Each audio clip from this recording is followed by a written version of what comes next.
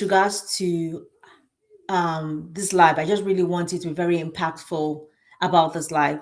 So this live, it's just going to really be educational for you. And at the end of the day, we'll probably talk about other things that I offer as part of my own service on my own channel as well. So yeah. So I think I wrote down a couple of things so I don't miss out anything that I want to say to everyone. So I think I'm going to give a brief history about myself. Okay. Coming into HR, I think it wasn't really a choice for me. In terms of, my dad said, you do HR. And because we tried to figure out what would I do. And luckily I grew up in Nigeria. My dad had a very good job in Nigeria. He worked in a very popular bank. And I went to go and see my dad one day at work. I think I was doing my exams, and he we're trying to figure out, what am I going to study in university? I know I'm coming to England to study, but what am I going to do? Should you do law? Should you do this? Should you do that? No, I really wanted to study English, but he just thought English is just nonsense. Why would you study English? Why would you work? What are the job prospects about that? Then we met one of his friends who happens to be the head of HR. And she told me about what she was doing and asked me what I was doing at work and what I was doing and all that. And she kind of said, why don't you study this? And I'm looking forward to you coming back and taking my job. And I said, okay, yeah, that doesn't seem like a bad idea as to what she does and how she explained it to me. And that's how I ended up coming to study HR in the university in the UK. Finished on from that, studying HR, but I really wasn't really interested in HR. Then I decided to do my master's in something else, management, which I did. I finished, but it was so hard for me to get a job because it was around that credit crunch area, 2020. I don't look my age, I know, but I was around that time, and it was very, it was very hard for me to get a job, and I did ended up getting the job in one of the banks in the city, and I worked there for a couple of years. Following on from that, decided to have a family, then trying to get into work again, and it was quite tough.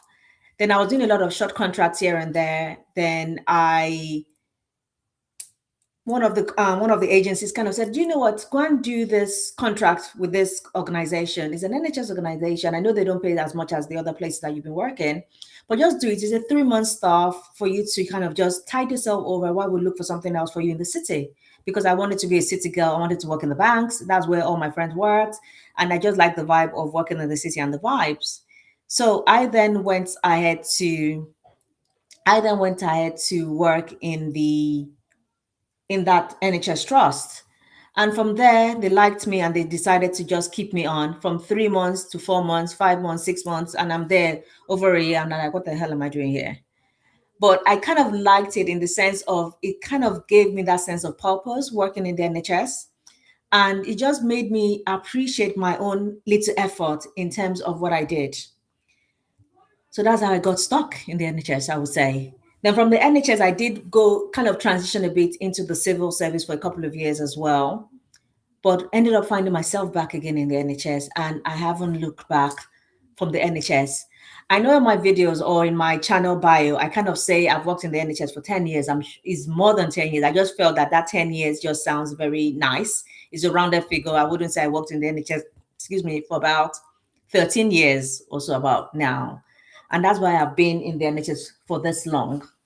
So it's not just me working in the NHS. I've kind of leveled up in terms of when I started as an HR officer to where I am now, working more senior roles in the NHS.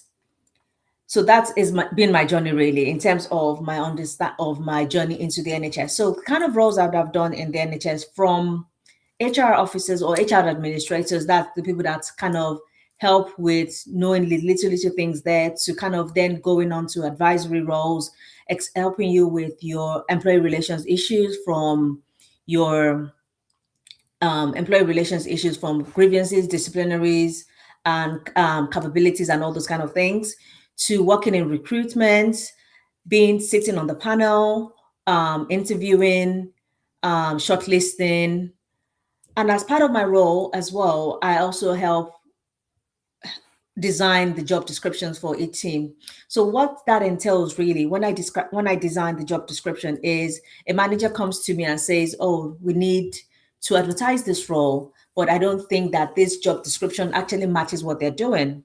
I'll then go back to the manager and say, "Okay, tell me, write out everything that you need this person to do, and I need to know what banding you think that this person would be in that what's it called, for that role." So the manager might say, "Oh, I want this person to be a band 5, or I want this person to be band 6, 7, whatever banding it is." From I what's it called, I job match all bands really, because we have a system, because we go through a training process. I know Omola came here and talked about how she went through the recruitment training process. It's something like that as well. You go through a training for you to really understand how to job match people into different bandings. So we have like a big book, as in years and years ago when I started it first. There's a big book that you have. It's as fat as this, but now everything is now online, so it's much easier because we now score everything online. Well, at the beginning, we used to score everything manually. We get the folder and we start looking through and flipping through and all that. But that was like maybe in the early 2000s. So yeah, but now we're now more digitized and we do everything online. So you give me that job description and you then tell me, "Oh, I need this job to be matched to a band 5." But by the time I look at all the criteria of what you've written there and I've gone through each of the criteria, that role may not end up coming up as a band 5, it might end up coming up as a band 4 or a band 6. Then we would have to go back to the manager that, "Look, if this role, that you're wanting to be as this band is coming out as this band now, you will need to actually remove some things, part of the duties of this role, so that it can be matched properly to the right level that you want that role to be." And that is what we do in terms of matching roles. So what I would want you to understand, that for each job description that you see out there, in terms of whatever band it is, for a healthcare assistant role, to a nurse, to a specialist nurse, L&D person, to an HR person, any administrative role, it would have gone through the proper process of matching that job, aligning it with the duties and responsibilities that that person is meant to be doing in that role. It's now a different thing that when you get into that job, you're now doing something different or not doing the role that you've actually been employed to do. Those can come in the sense of you then going back to your manager to say, "Look, this is my job duty, this is my job role, but I'm actually doing more, or in most cases, if you're doing less, you'll probably not say anything and just leave it." But the only time you really question it is when you're doing more and you're not being paid at that level. So then the manager may then come back to us and say, "Okay, we need to do this job description, or we need to take some things out or add some things in to make it maybe a higher band," in that kind of sense. So that's what goes into that job description that you see out there. It's very, very tasking. And you guys should please understand the amount of work that goes into creating each of those job description and matching it to those jobs. So when you apply for roles, a lot of thought has been given to that job, and it's what the manager feels that that person would be doing in that role. That's what has been put out for you to be that have been put out to be advertised. So you really need to understand that the writing and the formatting, the way the way it's been done in that job advert is really to match what they're actually looking for. So that's that part with the job description. Um, so in terms of okay, I'm trying to see. So in terms of, so that's a bit kind of history of the job description, or my whole history. So I think this live really, I really wanted to focus on the fact of really understanding how to apply for roles in the NHS and how the whole process is from start to finish. Because my role as someone that works in HR and someone that works in recruitment is I sit on panels for interviewing. I shortlist, I recruit myself for people that work under me, or recruit for other managers as well. So I have the management track. I have a clear overview of what each role that is being advertised in the trust that I work at. So I can see whatever role that everyone is advertising. But I also have responsibilities as well to control, to actually approve budgets. So when a job needs to go from, so when the manager, so this is the whole process. A manager in this team, they're meant to have 10 people, but at this point they only have 8 people. Then the manager would make a requisition and say to us that, oh, we need to recruit this person. Then they send the requisition form to they send the requisition form to recruitment, and it's getting sent once recruitment has sent everything is fine, then they send it to HR for approvals, and that's when it comes to me. I approve the role or send it back to say, oh, maybe they don't have money or whatever reason as to why I would not approve that role to go through. Then that role would either be approved or not approved. If it's not approved, I'll give you a reason as to why I'm not approving for the role to go out. Maybe we have a freeze, or there's something that's going on in that team that I need to sort out or whatnot. Either I approve or I don't approve. Once I approve it, then it goes to finance to approve it. So once finance approves it, it goes back to recruitment, and that is when they advertise the role for you to see. That is that beginning stage. I think I've talked about it. I don't even think I have talked about it in a couple of my videos that I put out on YouTube. What I say to people is that a lot of people have this notion that it is only the supporting statement that is important for your shortlisting. And that is very, very untrue. And I need you to take that out of your mind in terms of understanding that it's not just the supporting statement that is important, it is a big chunk of your score. But the whole process, from how you write your name to how you list your previous experience to all your qualifications, is very important in your application to the NHS. The NHS and the civil service, or even any public organization, is very different from how they apply for roles within other organizations. Other organizations, you just have to, most of the times, submit your CV and maybe a cover letter. Some of them don't even ask for that cover letter. Some of them just ask for the CV and you submit. But the NHS is different, where we do things the old-fashioned way. I think they've been recruiting this way. I've been working in the NHS, excuse me, for so long, for the past 13 years. And this is how I was recruited firstly. Or no, actually, I got into an agency then. Agency is different anyways, but when I finally decided to do my permanent role, this is how I was recruited around maybe 11, 13 years ago when I did it. And we're still using that same format up to today. So it lets you know that the NHS really were quite slow, and we definitely don't like to change the way we do things. It's been working for us for the last couple of years, and we're still using the same system. So when you apply for your role, the way you write it, you might think that those things might not matter. You might think that I will write everything in capital letters. That doesn't matter. It matters. And how we look at and how we view those applications is very, very important. What I would suggest to you is really take your time to look at your profile. Your profile is what we use to shortlist you, as also as we use the supporting information. So for example, now, if you write your name and you write everything in capital letters, that it looks shouty to us. You need to write. That's a very good point. That's a very good point. I think people don't know. Yeah. So that looks shouty. That looks very aggressive in that sense, because there are little things that you don't really know, or people don't really talk about as to why you're not getting shortlisted. I think there's one of my videos that I've done out what are the things to avoid when you're writing your stuff, when you're filling out your application or so. I think one of those videos are on my channel. One moment. Guys, what? Because maybe some of us might not understand our English properly. I'm so sorry. She sounds very posh. Oh my goodness. She's trying to is Oyibo man. When you write in capital letters, it means you are shouting. Yeah. That's what she's trying to say. Yeah. Some of us but we don't take notes. Mm. Over to you, ma'am. Okay. Yeah. So when you write everything in capitals, it's very, very shouty, it's very, very aggressive.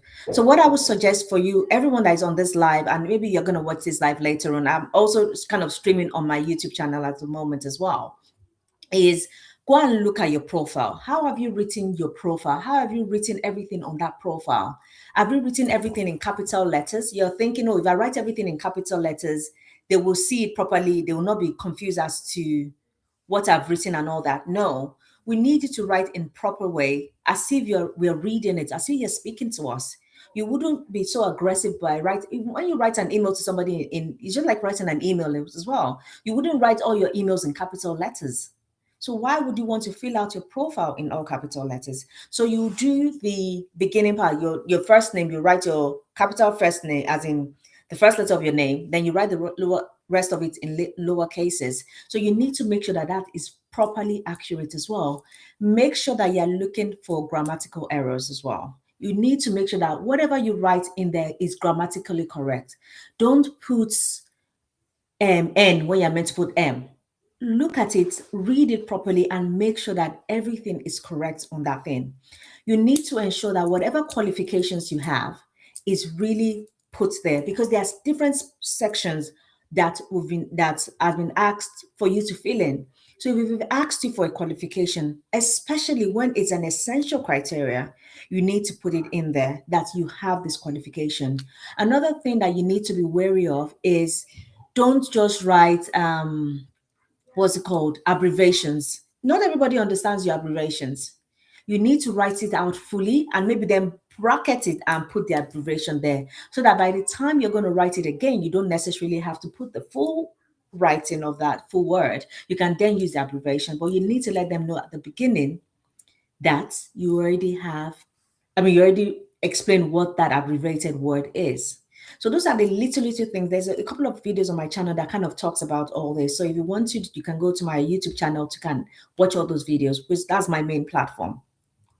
So when you look at your profile, you need to make sure that you're explaining yourself properly. Your profile and your previous experience, especially, is what tells us what you've actually done in the past. If you've not written it, we do not know. We are not mind readers. We would never call you to ask you to give us more information on your on your application form. We would never call you. It's whatever that you've written on the application form that we use to shortlist you. So, in as much as the supporting statement is important, the previous experience is as important as the supporting statement, and you need to really take note of that when you're applying for jobs. Another thing that you need to take note of when you're applying for jobs is the fact that whatever role that you're applying to, so for example, if you're applying to like a nurse or a healthcare assistant, you need to put some previous experience in there that shows that you've actually done this before. It doesn't necessarily mean that you have to have worked in that area. You can show previous experience, especially for healthcare roles, where you've looked after your elderly auntie, you've looked after your elderly mom, you've looked after your child or whatever. You can put that as a previous experience of you working in that place, of you doing that kind of role. It's not necessarily that you have to have 10 years of experience. We just need to see that transferable skills that you're able to bring into that role. It is very vital. So, if, for example, if only before, because I know a lot of people on this platform are like immigrants, and you're coming from Nigeria, you're coming from Ghana, you're coming from Zimbabwe, different places, and you know that getting those healthcare roles is the best way for you to be able to get your stay, you'll be able to get your citizenship after 5 years. That was what you were promised at the beginning. And you then say, oh, and I used to work used to work in the office, or used to be like a professional, but you manage to go and get this care certificate, or you manage to go and get your NVQ level 3, or whatever NVQ level 3. But when you're now trying to apply for roles as a healthcare assistant in the NHS, you've only put those experiences. How am I going to know? Because what you're telling me is that you only know the theory, you don't know practical. So in that kind of situation, I would want you in your profile, you're not lying, because everybody looks after someone, either directly or indirectly. As a mom, you are a manager, you're a nurse, you're a cleaner, you're a this, you're a that. Already, that is previous experience in that field. How you've looked after a baby from birth to whatever old that child was, that is previous experience that you can use as part of your previous experience. Don't just put it as a blank thing of, oh, I've only done um administrative role, and that's what I'm going to put when I'm applying for a healthcare assistant role. You might be lucky that maybe they're desperate, or a one of those managers just feel okay, you have this MVQ level 3, that's part of what they want, and they don't really ask for much in terms of previous experience in that field, and maybe they're willing to train you or whatever band it is. Maybe a band 2 might not really recognize that, but I know people on this platform, they really want that COS, certificate of sponsorship, and those roles start from really band threes. And with those band three roles, you will need to have some sort of previous experience in that role. It's all well and good for you to be able to say, oh, yes, I have this certificate, but you also need to show that you have previous experience in that field. So those are kind of things that you really need to really understand about your profile. Your profile is so important in terms of how we see you when we're shortlisting. What we see when we're shortlisting is your name. Oh, sorry, actually, we don't even see your name until we shortlisted you. We see your previous experience, your qualifications, and your supporting information. So the thing about the NHS as well is that it's a blind shortlisting process. Why We is do, this so? Why is this so? So it is. because to take out prejudice, to take out bias as well. Because sometimes if we know the name of the person that has applied for this role, we might be biased towards the person. So it's that unconscious bias that people have, that hence the reason why the NHS does it that way. So only what we see at the beginning when we're shortlisting you is your profile, in terms of, we don't see your name, we don't see your date of birth, we don't see your immigration status. The only way we'll see your immigration status is after we finished shortlisting. And sometimes with the way the NHS works, or with the way whatever trust works, is they have some filtering questions at the beginning. So those filtering questions might be that, do you have experience in this? Do you require certificates of sponsorship? Especially for trusts that are not sponsoring. Once they put in those filtering questions, in most cases, you cannot even go further. By the time you click, oh yes, I require sponsorship, and that trust already knows they're not going to sponsor you. So that way, you're already disqualified, and it doesn't even let you continue with your application form. But I've heard something. Say, sorry to quote you. Yeah, sorry. Some NHS trusts, they sponsor, but they won't put it there just to discourage people. How true is this? I think you need to realize that a lot of managers don't really understand this sponsoring, and they don't really understand it. A lot of them are quite scared to go through that process. They feel it's complicated, they feel it's hard. I remember a couple of years ago, even before all this whole JAPA and all this COS was very, very popular, one of the trusts I worked at, one of the trusts I worked at went to a different country. They went to the Philippines. It was a couple of managers, then HR. They went to the Philippines. That was before all this old Japan stuff and COS kind of boom came. They went to the Philippines to recruit nurses, and they were able to recruit over 100 nurses and bring them back to the UK. So they did the interview, they did the recruitment, everything in the Philippines, and came back. I think they spent about nearly 2.5 months, nearly 3 months there. That was one of the trusts I worked, but I couldn't go with them because I had a young family. I think I just came back from maternity, and I was working and had a very young baby, and I couldn't leave my child for that long term. But I was going to be going for the next batch. But before I went for the next batch, I left that trust. So So I think before this jackpot of the thing started, they go to other some countries to recruit people. they did. I know there was a lot of recruitment being done in the Philippines. There was a lot of recruitment being done in Kenya as well. In Kenya. Yes. There Hey, was a lot of recruitment being done in those two countries. That one I definitely know. In my search of trying to convince one of our senior managers to try and get people, because in our trust at that time, we were struggling to find people. And I was doing this recruitment drive. I did a lot of things. I advertised on the radio, I advertised on billboards, I advertised in the papers, I advertised online to just try and drum up interest in my trust. for people because we were finding it very, very hard to recruit into that trust because it was a specialist trust. Then I went to speak to him that look, this thing we are struggling, we're spending so much money in all these advertisements, and we're not even getting quality people to come and interview. I would do open day. Can you imagine those times? I would do open day, and maybe open day is a whole day affair, if you know what an open day is. And maybe I'll not even What get up. does open day mean? Open day is an opportunity for you to come into that trust and interview. So you might not even need to even apply online. Just come in, just register your interest, come in, we'll see, look at your CV and see if you are going to be if we will shortlist you. And then we'll invite you for an interview on that same day. So does it mean it's like a job fair? Yes, a job fair. Ah. So at that time, what we were doing, we're not even doing this kind of technical, the way that we're not doing it now, in terms of, oh, you have to apply online, then they will interview. No, no, no. We were even doing it in the old fashioned way. Come with your CV. Is after you then get the job, they will now send you the link to then fill in all those parts of things. We will not even, you say in that supporting statement part, just write something there. You don't need to really even fill it in because you already have the job. So maybe during that time, I would not even get up to 20 people to come for my open day. It was that hard to get people. And I tried to explain to that manager that, look, international people would kill for this post. This is the process. That is the process. But it was just so unwilling. It just felt it was too hard. It felt there wasn't anything that would benefit the trust, and it was just going to cost the trust more money.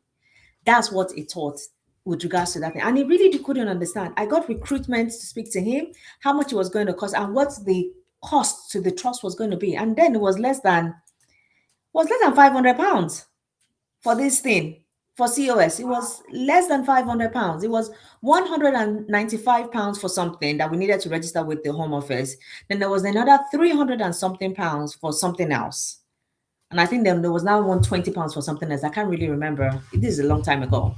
So less than £500 for that COA certificate at that time.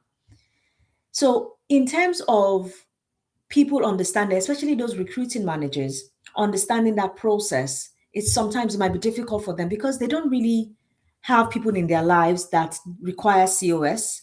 They don't really understand the process, and it's recruitment in most times that would need to enlighten them about how to go about it. So although that trust is sponsoring, the manager might just be like, you know what, I don't want the headache of that sponsoring. I'm not getting it. I'm sure I can find somebody in the somebody in the UK that'll be able to do the job without me needing to sponsor. And that is why sometimes they'll don't even put it there. It's not even until after you then get the job, you've been invited for an interview, then you now ask for your COS because you know that trust is sponsoring, maybe from speaking to recruitment and all that. Before then, the manager can start maybe entertaining that idea of sponsoring. Because what you need to realize with sponsoring and COS, it's a lot of extra steps and it takes a bit longer than a normal person to be recruited. We have an SLA, service level of agreement for recruitment to be maximum of 12 weeks. And with someone that needs certificate of sponsorship, it takes longer, sometimes 4, 5 months for you to be able to get everything sorted out. Uh, Oh, please hold on, please.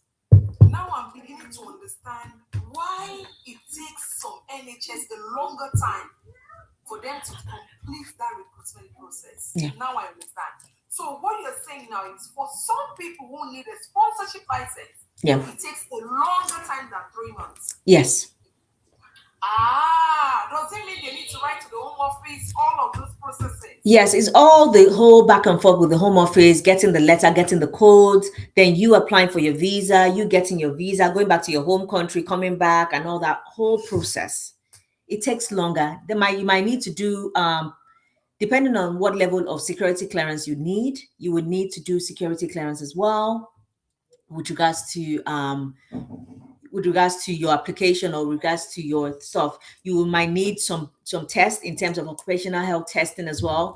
You might need to get your report. So getting all those information from your home country being transferred to us, and maybe sometimes we might need to interpret what all that thing is.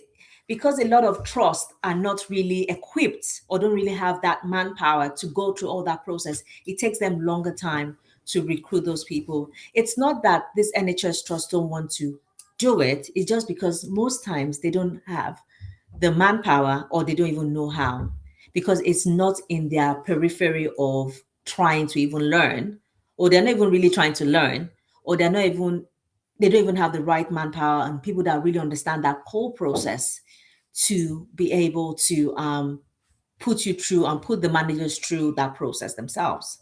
But I know, yeah. All right, my sister.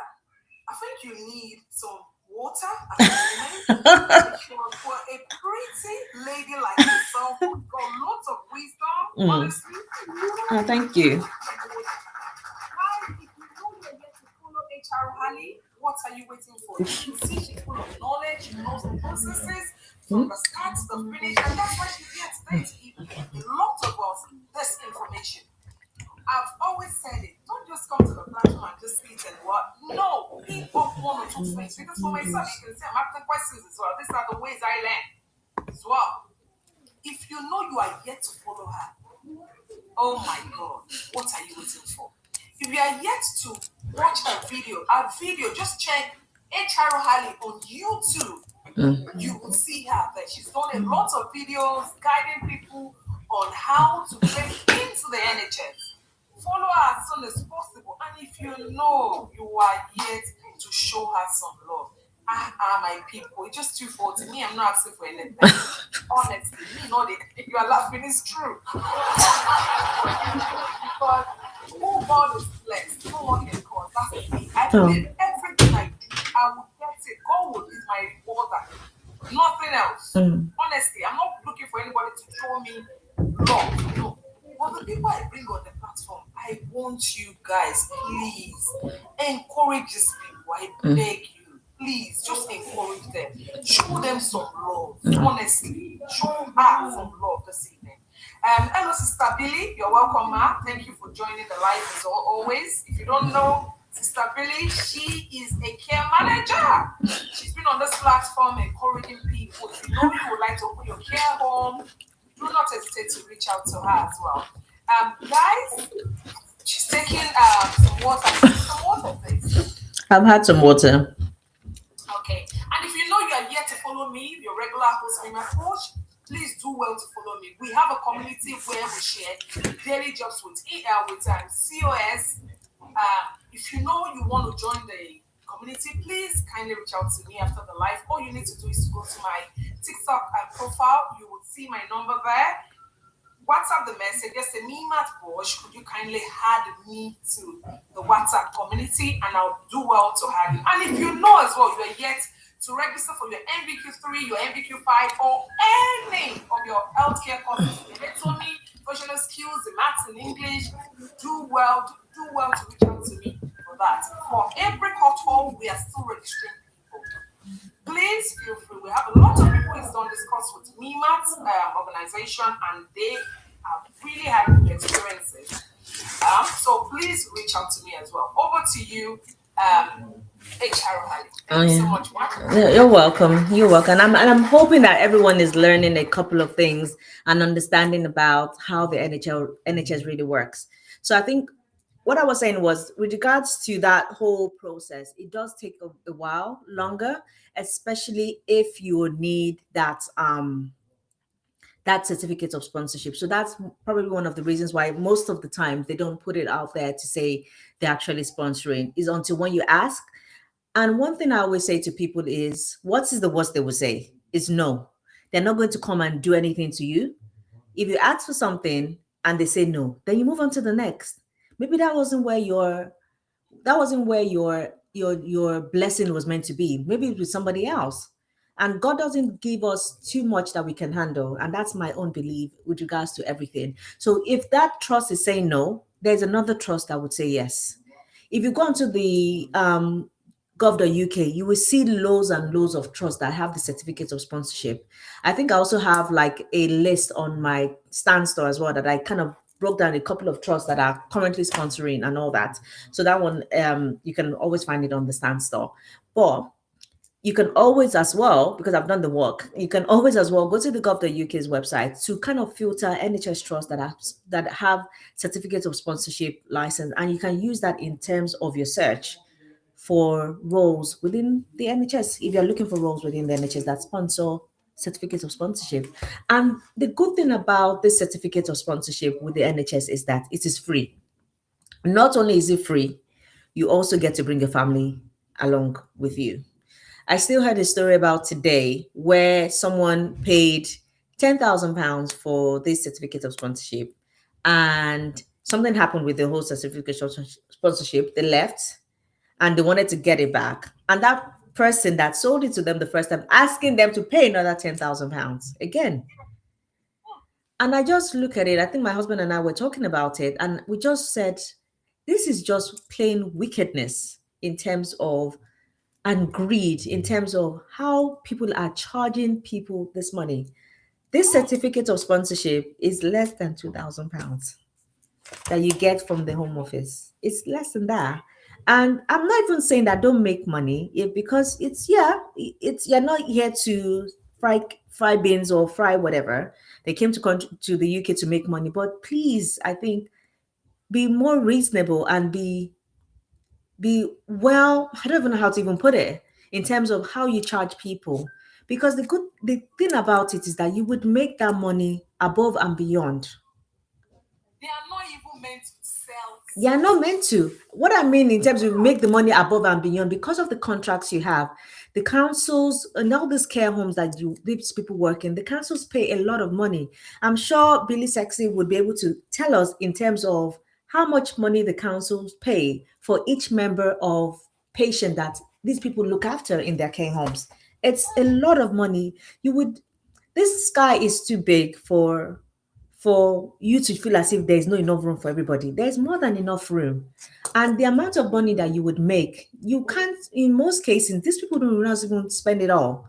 I think we were looking at it in terms of all these people that have charged tens of thousands. I had a client that she's not African, she's not an African person. They charged her £27,000 for that Hey, COS. Jesus. And unfortunately for her, by the time she was coming in, that was when the government stopped the fact that they couldn't even bring in family anymore. So all that money she paid for herself, her husband, and her child, she couldn't even get the benefits of it. Then she came to me for help with her supporting information. We wrote supporting information together, and luckily she was able to get shortlisted to one NHS trust, because I knew that trust was at that time was recruiting heavily and was offering COS. She she did the interview. Then she paid for the interview coaching as well with me, and we did the interview. And at the beginning of when she started doing the interview, I was very, very worried for her in terms of how she was answering the question. But I coached her as best as I can, because when I first started with her, when I scored her, she was scoring one. If you are sitting in front of me and yes, you are doing that interview, this is what I'm going to score you based on the way you've answered me. So by the time she did about 3 sessions with me, our score went from one to about three, 3.5. So I'm not. is it because I had someone last said last week that it's a scoring based Yes, I'm going to go through all that. I'll still go through all that. mm, I'll still go through all that in this session for you guys to really understand all that, how that works. So by the time we finished that interview session, she was, to me, I think she was more confident, and where she was answering the questions, she was scoring threes, 2.5s. But I was quite confident that, okay, by the time she continues with this process, she would be able to get a job. Then she goes for her interview and comes out and tells me that she made a mistake in her calculation, that she doesn't feel as if she's going to get that job. I'm not one to come and tell you that everybody that I coach or everybody that comes to me to for me to help them, especially for interview coaching, gets the job in the first instance. No, because I am not there with you on the day. I will be in your head in terms of what I've explained to you and how I expect you to answer those kind of questions, but I wouldn't be there, and I'm not the one on the panel. So I wouldn't be able to know how they're going to score you but you need to be truthful to yourself in terms of how did you answer this question. And what I say to you that once you come out of that interview, either you come out and quickly write down all the questions so that we can go through them, because we will do a debrief session after you finish your interview, for us to say, how do you feel that you answered this question? Can you try and remember what you said in this answer? Can you try and tell me? And then I can be able to say, okay, yeah, you've answered it properly, or no, you've not answered it properly. So I can kind of gauge you. And she came out to tell me that she made a mistake, that she knows she made a mistake in her calculation. And as rightly, she didn't get the job. And I was so upset because that same trust, I was able to get two other people into that trust because they were all doing the interview at the same time. It was an open day session as well for that interview, for that interview session for them. And I was very upset for her. But she came back again and we did another one. And luckily, this time there wasn't any calculation that she needed to do. And she was able to get that job. And she So still, you're saying they do calculations again? yes. So I think maybe I don't know if I should say it now, or maybe I should say it later. In my trust, or one of the trusts I've worked, because I do recruitment and I also do HR, generalist HR as well. I do cases in terms of capabilities, disciplinaries, grievances, and all those kind of stuff, um, change management and all that. I do all that as well. Because I was seeing a lot of issues with capability, I realized that the recruitment has to be right.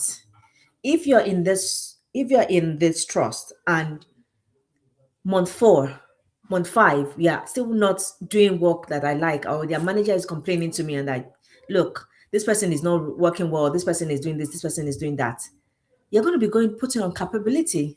And then I need to start questioning, how did you get through recruitment? Then I'm going to go back into your recruitment, into your track file, and I'm going to look at how they scored you during your interview. My sister, wait, oh. This thing you just said is a bit alarming. No. It's really a bit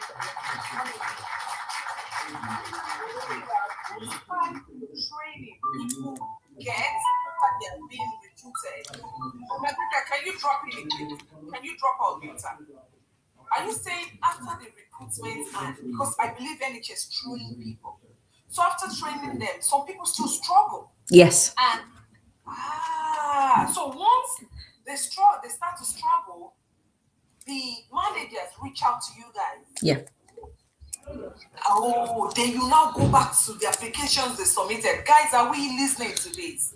Really? So what happens So when we go back to the application, I'll look at it to say, okay, this is your experience, and this is what you said during your interview. Because we write, I think I'm going back and forth a bit. We write out when you're in an interview, you see them writing during that interview, and whatever they've written, how many people sat on that panel would all submit our write-ups together. We'll score you on that sheet and we'll submit it to recruitment. And that file of all what we've written is added to your track file, and that track file is saved in your employee folder.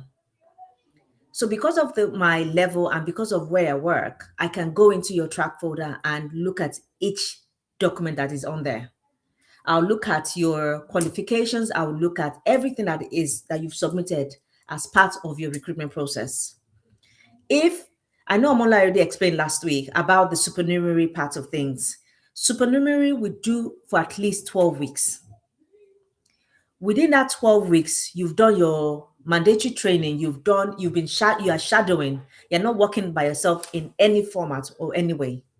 You're working with people. Even when you finish supernumerary, for at least the next the supernumerary is shadowing. I think that's the right word to say. Shadowing. You're being shadowed, or you work with someone.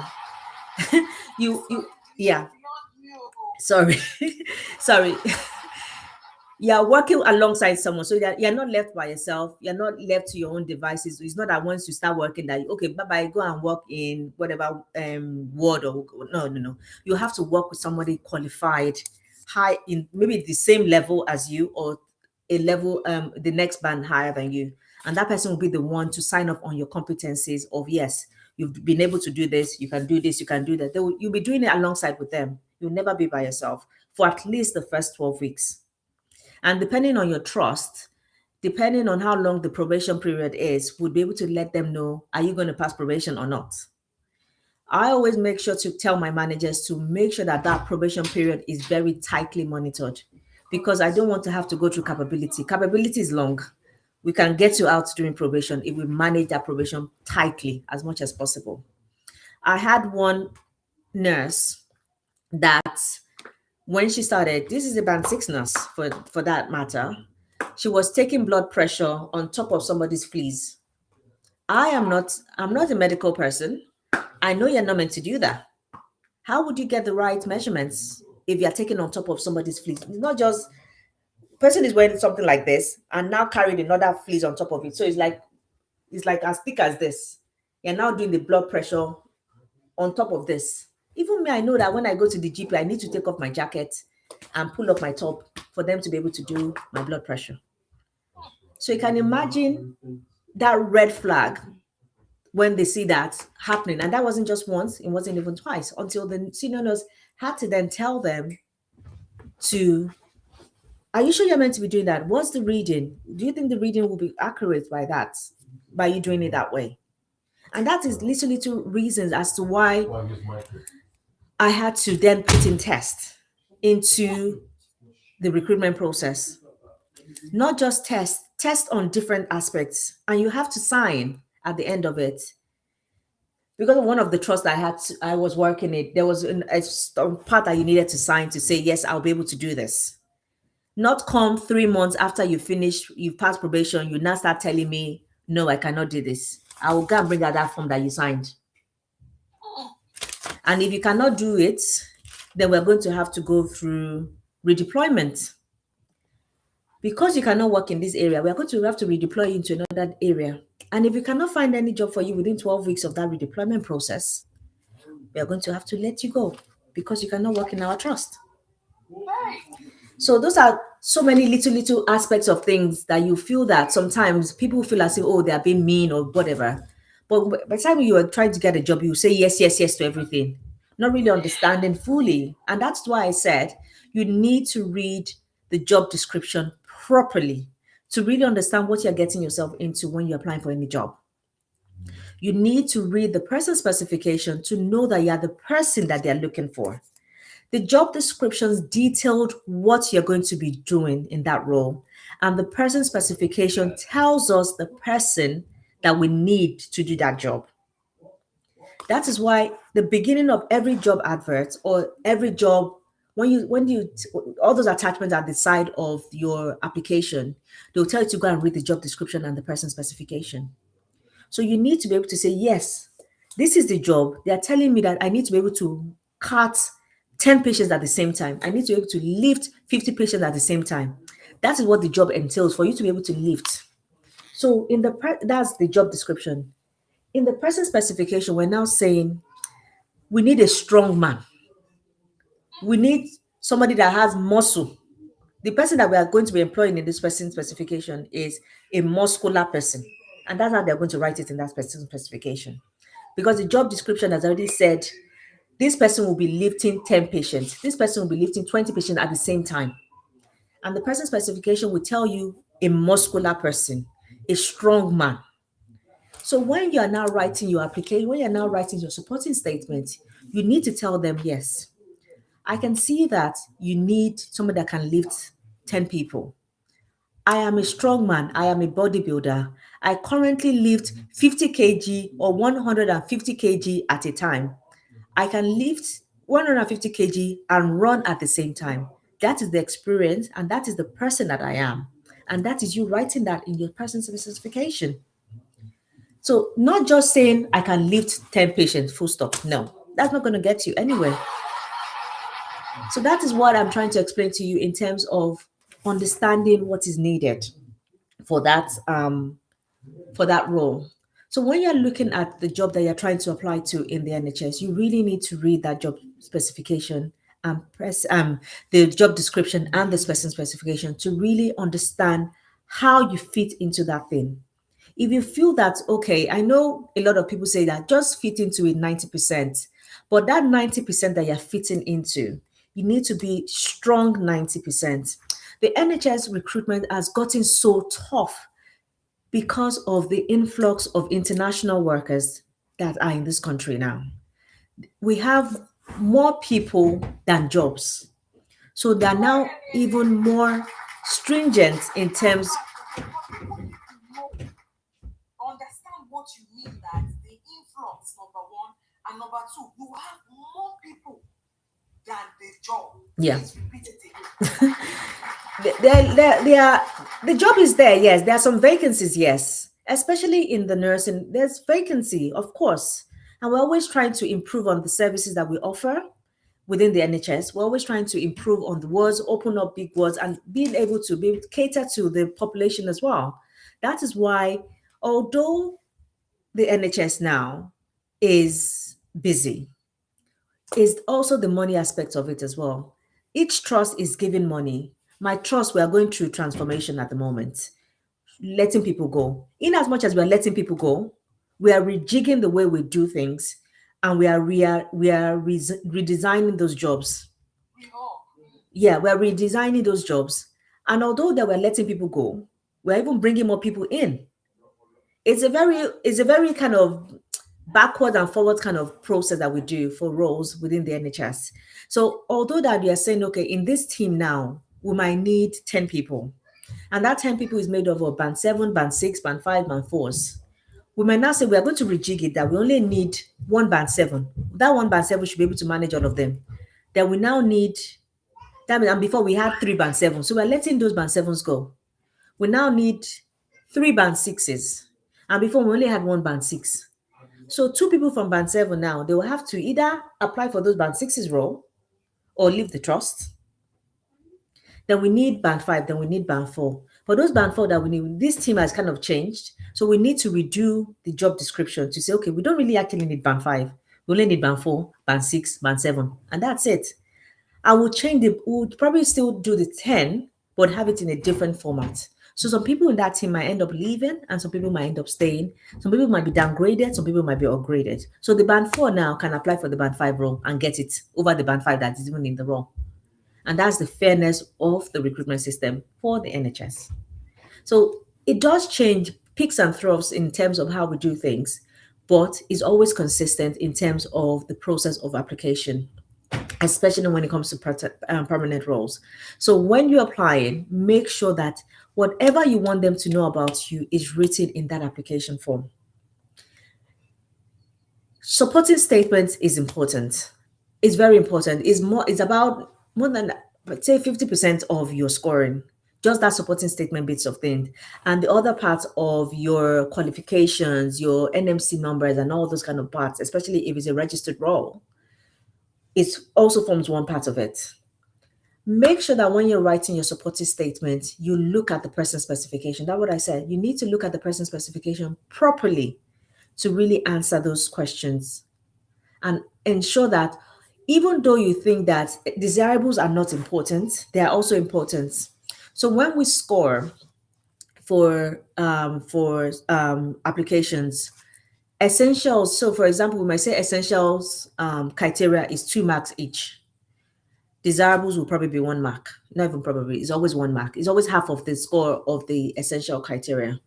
So you that have gotten the whole of the essential criteria and you did not even bother to write anything about the desirables in your supporting information, automatically you've already scored 0 in that one. Sorry, can you repeat that again, please? So in the person specification or the supporting information, sorry, yes? Sorry about that. In the person specification, when we are scoring for the supporting information, we use the person specification to score your supporting information. I'm hoping that a lot of people know that. So that supporting information part is the person specification, because you need to tell me and sell yourself to me that you are the person that I'm looking for.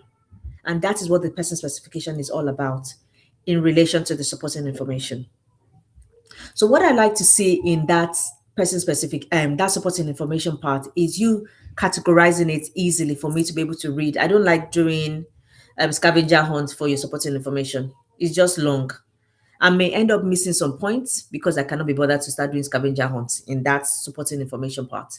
So when they ask you about qualifications, skills, education, and all that kind of different aspects, what I would suggest for you to do is just group it underneath each one and attack it underneath each one of them.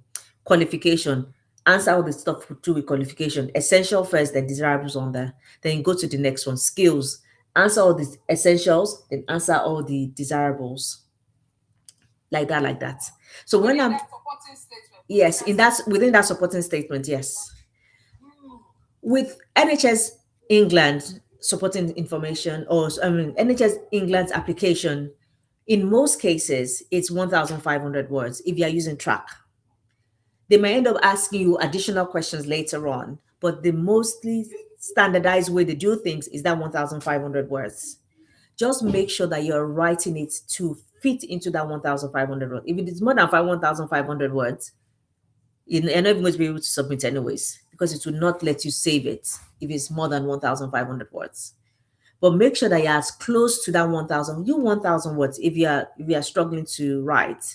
Yes, especially for like the lower roles, like band three roles, 1,000 words is good. But by the time you're getting to the band fives and band sixes, because of you having to answer questions which relates to your skills and experience, you will need more words to be able to really explain yourself properly. So you should be closing in on 1,400 words, 1,450 words, really.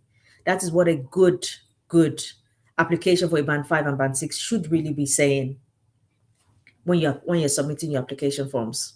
You can write fewer words, yes, but good one that really attacks the supporting information on the person specification would really be getting close to that 1,500 words.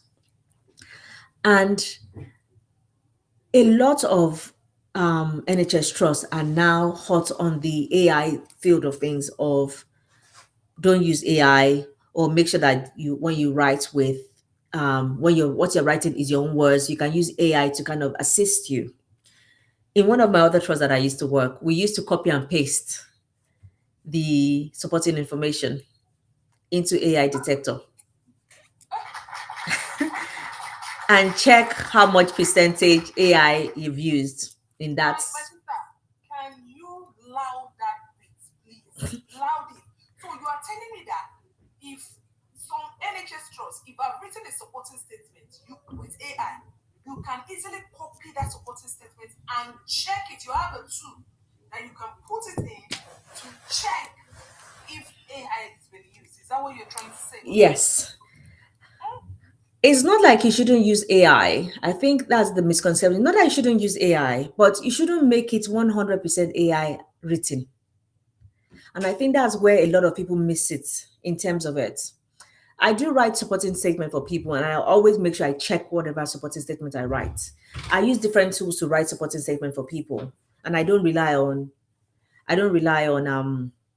AI to write it. Maybe because I've written it for so many years. So yes, I kind of understand what needs to be written in those things. I write the job descriptions anyways, most of the job descriptions, and I understand what they are looking for by reading the job description and reading the person specification. So even if you're going to use AI, what I would suggest for you to do, if you really need to use AI, is write out as much as possible with your own words. Write it out as much as possible.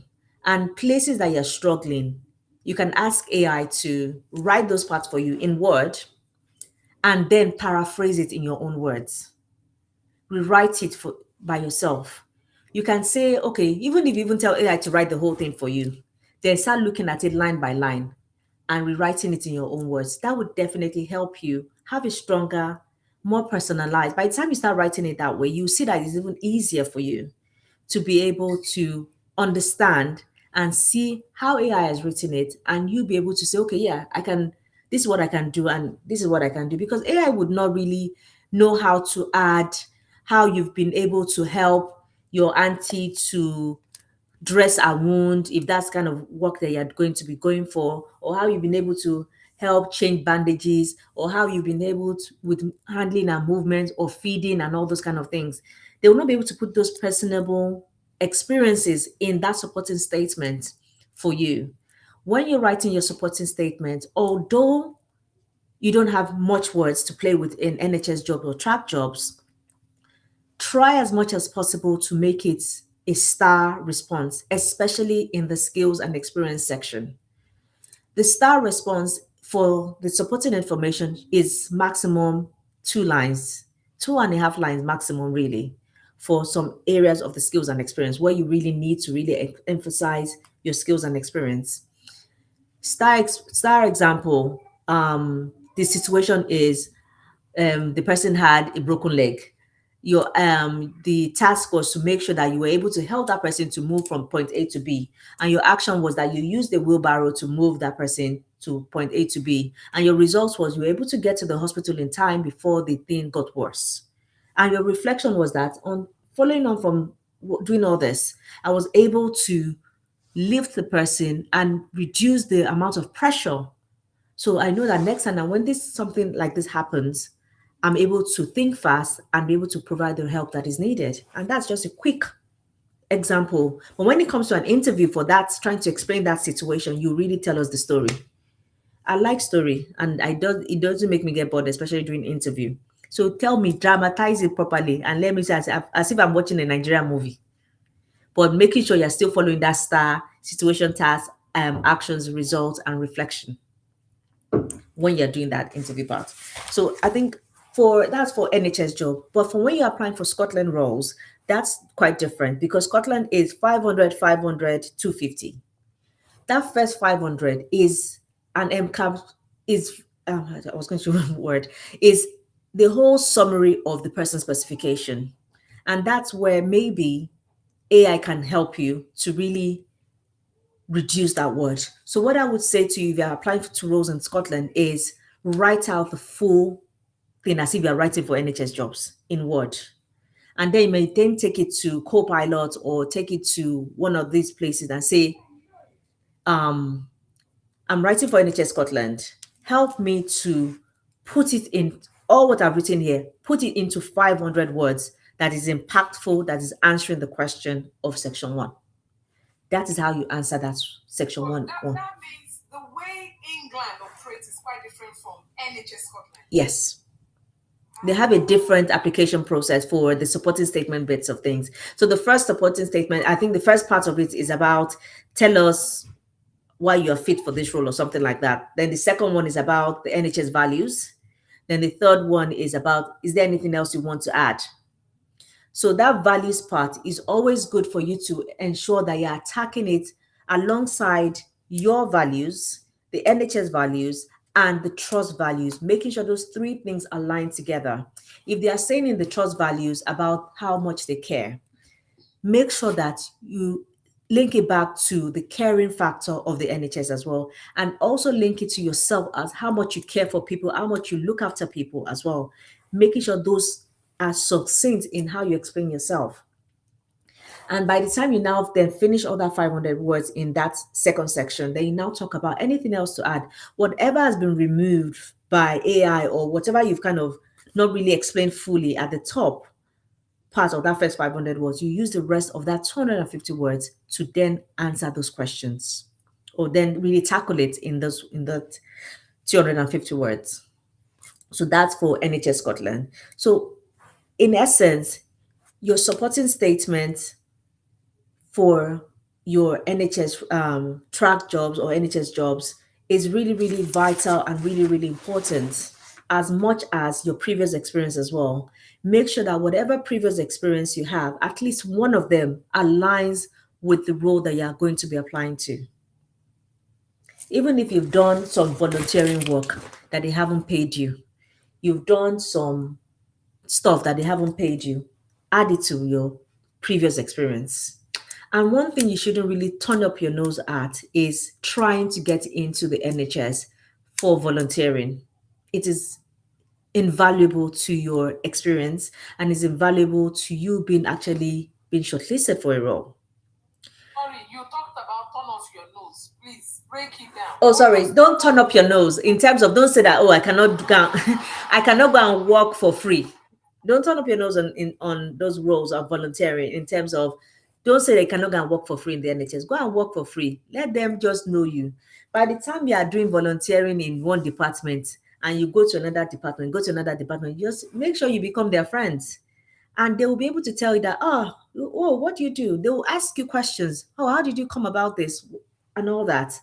From there, you tell them, oh, I'm this person, I am this person from my country, I'm this person, I'm just doing this to try and get more experience in understanding the UK system and how things work here.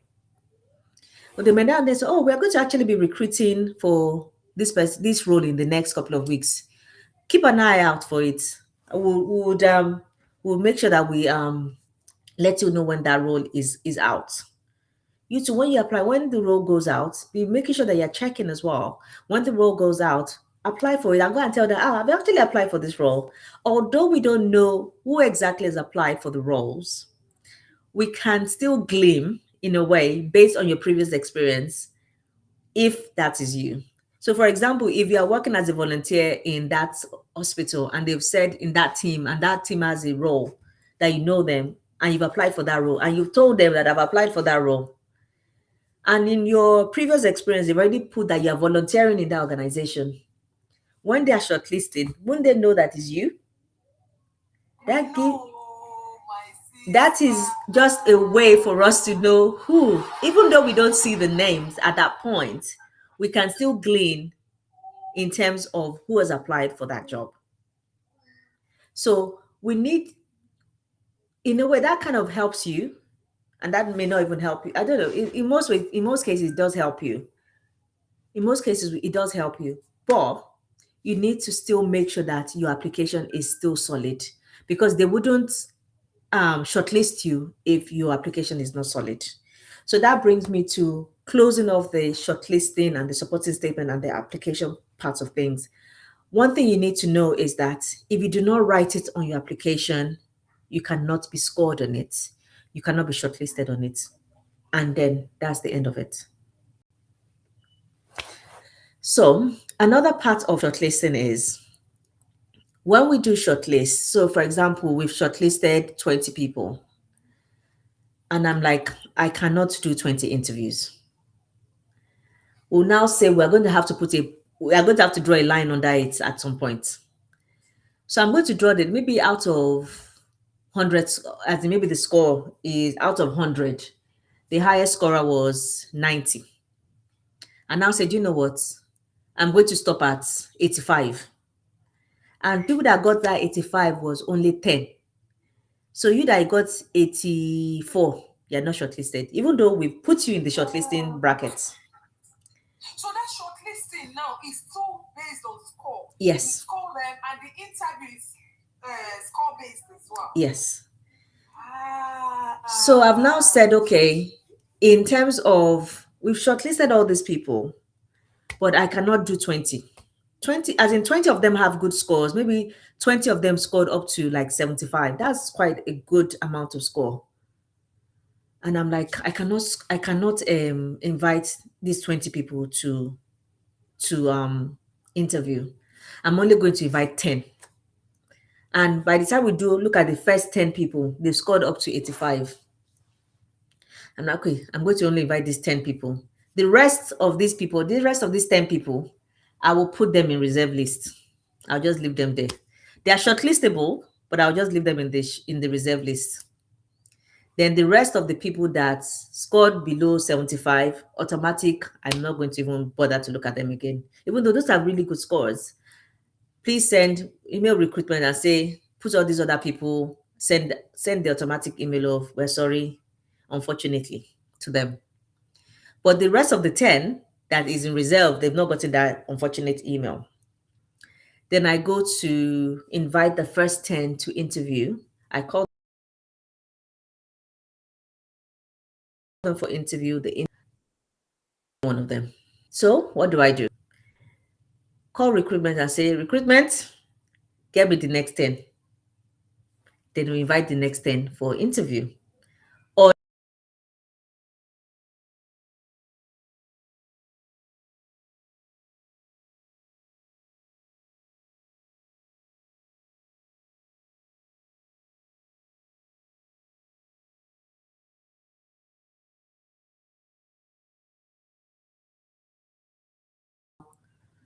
do not have time to interview everybody. I remember when we were interviewing during Christmas time, just before the new year. I mean, just before Christmas. And I was like, do you know what? I am not doing more than 10. And it sounds very high and mighty and all that, but it's my time as well that I'm having to give to do this. Remember that I work in HR and recruitment is not my only job. So when I'm recruiting, it's a whole day affair. That means that whole day I have not sent one email. I might have not sent one email. I've not attended any meeting. So when I finish my recruiting part of things, I'll go home, sort out my family, and then start working again. Because I know I've missed a lot of emails from that day or the day before. So that's why we kind of have to draw a line on under it most times. So So what you are saying is people should not give up, even if they've not been shortlisted. They can still be called back. yes. Some cases. So I think that will bring me to my next point now that I recruited for a role for myself. We needed two people and we had, how many people? 20, I think. We had 20 people. And we only invited 12 to the interview. Then we found the people that we needed, those out of that 12, and we sent, unfortunately, to the rest of the 8 that was on the reserve list. Now we've gone through recruitment, we've gone through all the whole references and all that. And one of the people that we got that gave the role has now dropped out. And she's told us she doesn't want the job anymore. So we have one person and we need another person. So what am I going to do on Monday? I'm going to start calling my 8 reserve people that I've already sent, unfortunately, email to find out if they're still interested in the role. So although you might have gotten an unfortunate email to say, sorry, unfortunately you've not been shortlisted, you might end up being called again to come and interview for the role. So what I'm hoping for, because those 8 people that we didn't end up calling for the interview were also shortlistable, hence the reason why we put them in the reserve list. So what I'm hoping by the time I go back to those 8 people, at least I'm hoping at least 6 of them will still be interested in the role. They don't have to apply again because it's still within the last 3 months that they did this application. And we can easily just revive their application. And recruitment will help me revive those applications once they say they're still interested in the role. And I would invite them for interview, hopefully next week. So although you might have gotten that unfortunate email, God might just be waiting to smile on you to say, do you know what? Yes, they've sent you that email, but there's still light at the end of the tunnel. Like me than having to now, in a way, eat my humble pie and say, let me go back to these people and ask them if they're still interested in the role. One reason I want to do that is because I don't want to go through that whole process again of advertising the role, then shortlisting, then inviting for interview, then arranging interview. Now that I will call them on Monday, I'll be able to arrange the interview very quickly instead of having to wait at least 2 weeks for the whole process to be done. And now I do another 2 weeks maximum for me to shortlist again. It's just going to be a long process. So this way it's shorter and quicker, so I can get the person that I need to work in my team because I'm drowning in work and I need help. So don't give up in most cases. There might be an answer to your prayer at the end of the scenario because one person's no is another person's yes. Like the person that said yes to us now, she's now come back to tell us no. And I'm having to go through this whole process again. So that is that shortlisting and aspect of things. When it comes to interviewing, scoring. Scoring. I'll do the scoring with the interview. When it comes to interviewing, it's a lot of things. When you're invited to an interview within the NHS, they're not just looking at what you've written down in your paper, which we look at very well. Because in most cases, when you're in the interview, you find the printed out papers in front of the recruiting panel. That's your track file that they've downloaded and printed to look at before you come in or during when you're talking as well. Because some of them might the lines that people have written. Yeah. Because now let me quickly say this, but this part is really very crucial to me. let's say I've come to you, you've done the application for me, the track file and everything. Yeah. Now I'm going for an interview, and in front of the an interview panel, yourself and some other managers, they have my track file, my application, my supporting statements. In this case, would you have expected me, common sense, to know what I've written word for word, or you would expect me to go with this same stuff? Just in case I can remember the lines I've written, because you have written this application for me. Yeah. In a case like this, what do you advise me to do? I think, Talk about that bit. yeah, I think it's not about the lies. I think sometimes we might need to just have some clarifications about some things. Maybe the way you've said something in your application form, or we found something very interesting as to how you've explained it. Do you want to elaborate more on this for us? Or you've written this in your application, or go through your history, or tell us about yourself. Kind of nice icebreaker question. What I would expect to see is tell us about yourself, is stuff to do with your CV and everything to do about you, really emphasizing how you fit into that role. Because part of what you've said to me in your application and previous experience is how you fit into that role. So I really want to really hear more about that in that interview. And there might be some things that you've explained in your supporting information that I want a bit more clarity on. I might ask you during that interview. That might not necessarily be scored, but just to really give me a real good understanding as to what you were trying to explain in your supporting information. So in some cases, it's maybe to catch you out. Maybe in the way you've written it, it's like, oh, I can do 200 pull-ups. But because they said you can do 200 pull-ups, I mean, as part of the requirement for that person that is needed, they can do 200 pull-ups. Then I'll just ask you, like, you mentioned here that you can do 200 pull-ups. How many can you really do? That kind of thing. Or can you do more than 200 pull-ups? Or those kind of things, just to really emphasize and for you to say to them face to face, yes, you can do 200 pull-ups. So that by the time you've confirmed it to us, you've written it in your statements, you've confirmed it to us in an interview, and I've written it down as part of you confirming it in my interview notes. When it now comes to the job itself, and I ask you to do 200 pull-ups, you now say, oh, my back is hurting me, or my leg is broken, or something. You can now, for some reason, do these 200 pull-ups. That is where we now catch you out, because we will definitely want you to be able to do those 200 pull-ups when you start doing that job. So with regards to all that, it's not really about catching you out, but really, really understanding how you fit into that role properly. Interview within the NHS is scored on there's a scoring metrics. I have a video on my channel called NHS interview scoring system, explained, and how to score like a 5 in your NHS interview. You can go and check that into video on my channel as well, which is what I'm going to explain here as well. In the NHS, we use the scoring system. Please wait. Sorry, I'm quoting you. It's all right. Guys, I would like to introduce this person again. If you don't know her, she's called H.R. Ali. And she is a senior NHS HR personnel. You don't get it, you can get it. Or if you don't get it, you need to get it. So, what I'm trying to say, if you go on YouTube, all you need to do is type in H.R. Hallen. She's done lots of videos and she has a lot of successes. I didn't just bring her here. It took me time to be able to get this person on board.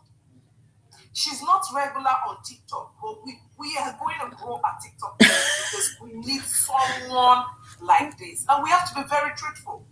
If you know you are yet to follow H.R. Hallen, please do well tonight to follow her. Because I believe a lot of people are looking to break into the NHS, especially for those of us who has come, we are the migrants amongst us.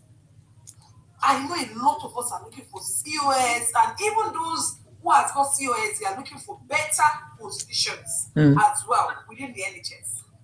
Please do well to follow this beautiful sister. Oh my God. You can see her. And I'm not just saying it, she's full of wisdom, she's full of knowledge, and she's got the beauty and the class to spice it up, honestly. Thank If you. you know you are yet to follow her, please do well to follow her. And I've only seen that I gift it just 291. Guys, show her some love Oh, now. Hey, oh, by gifting. And if you know that you are yet to follow me, your regular host, Mima at Coach, please, all you need to do is just to follow me. And also, if you are yet to send me your heart me, guys, you know the best. You guys have been listening. I know a lot of people. I can see over 2,000 on the FYP.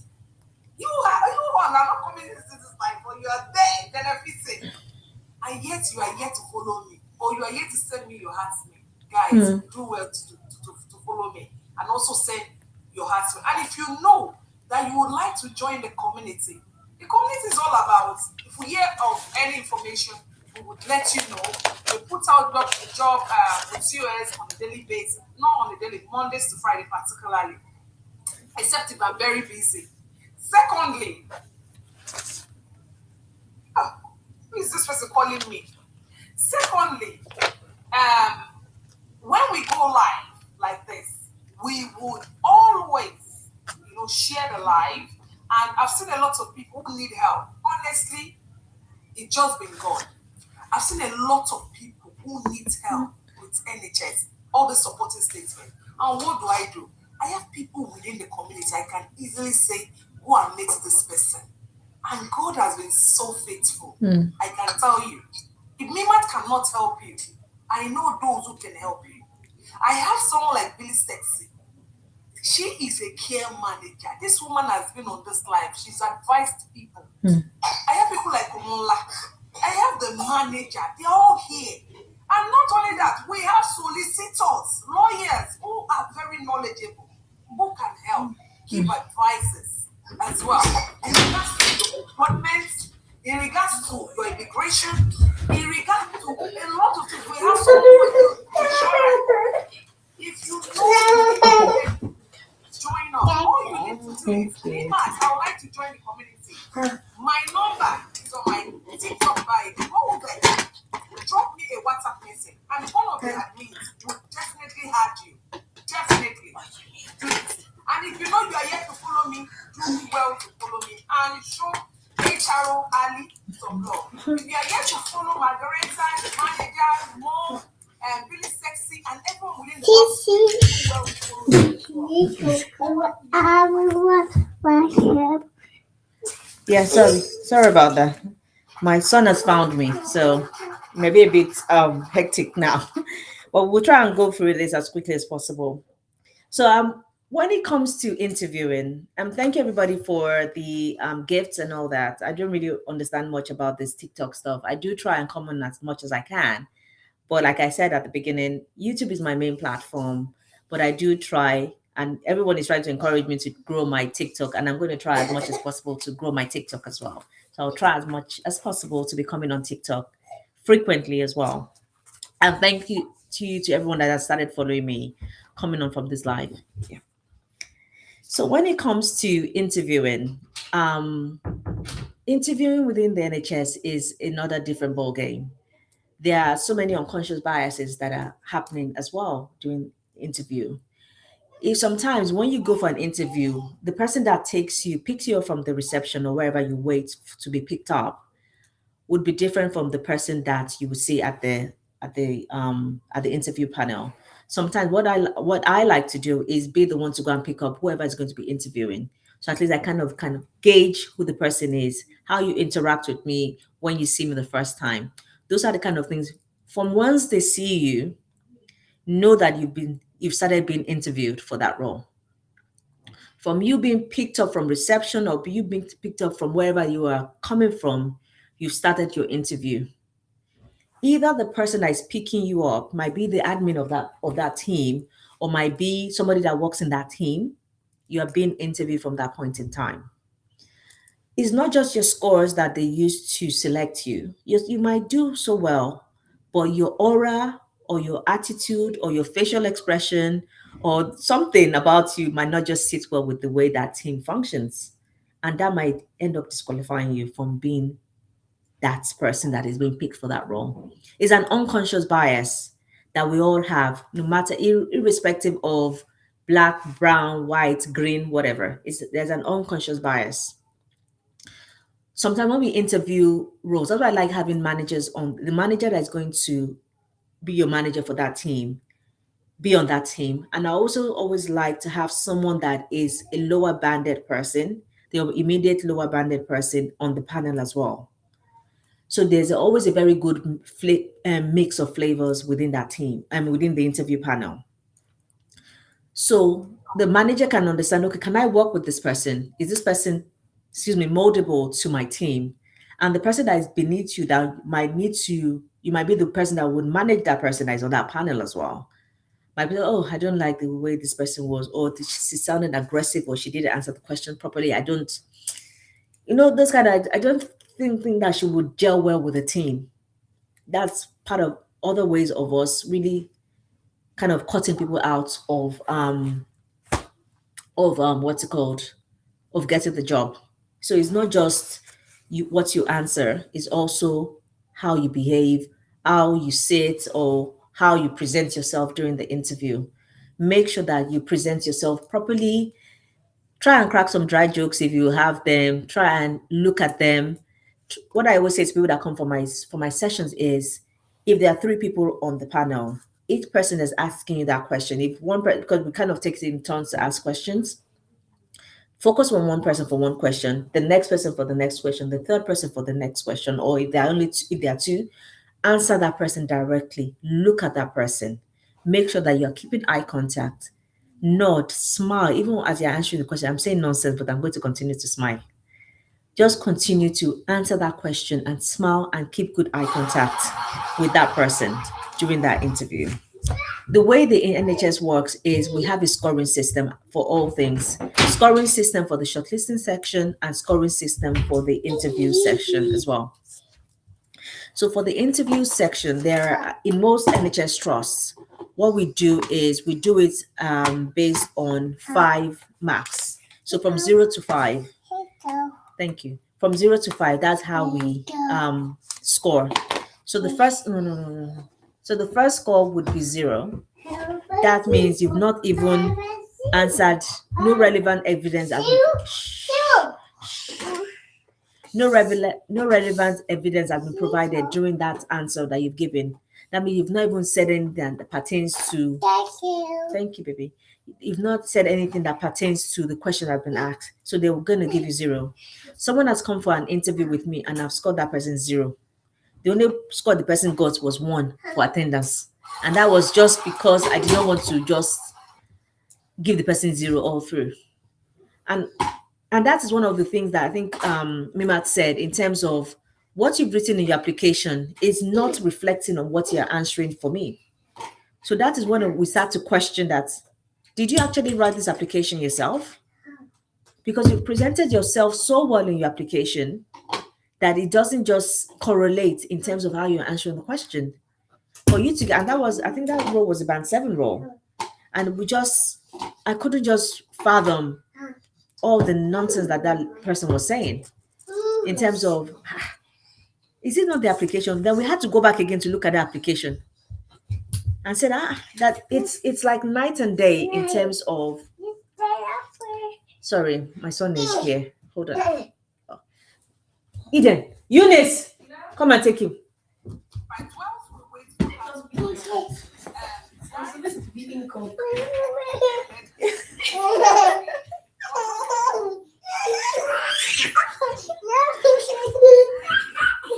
Give him some strawberries.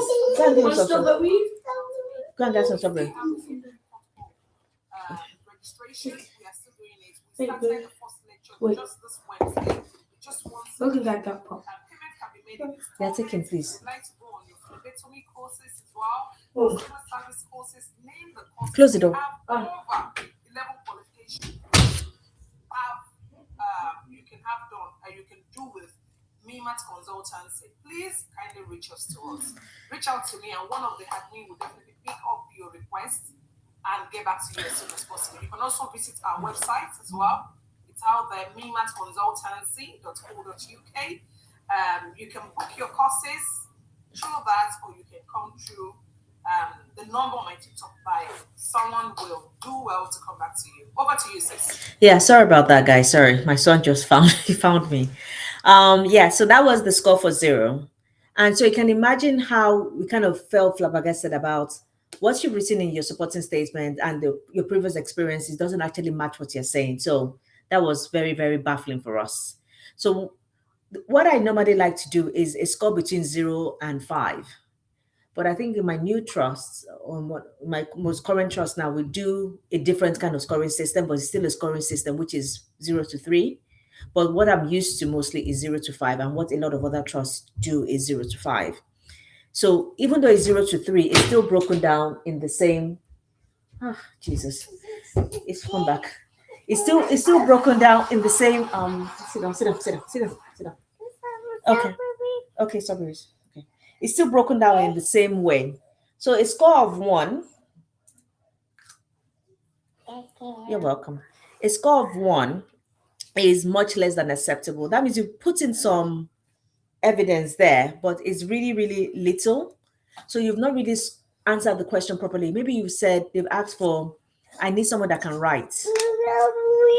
But you've put in there that yes, I can write, and that's it. You haven't told us that you've gone to school to learn how to write.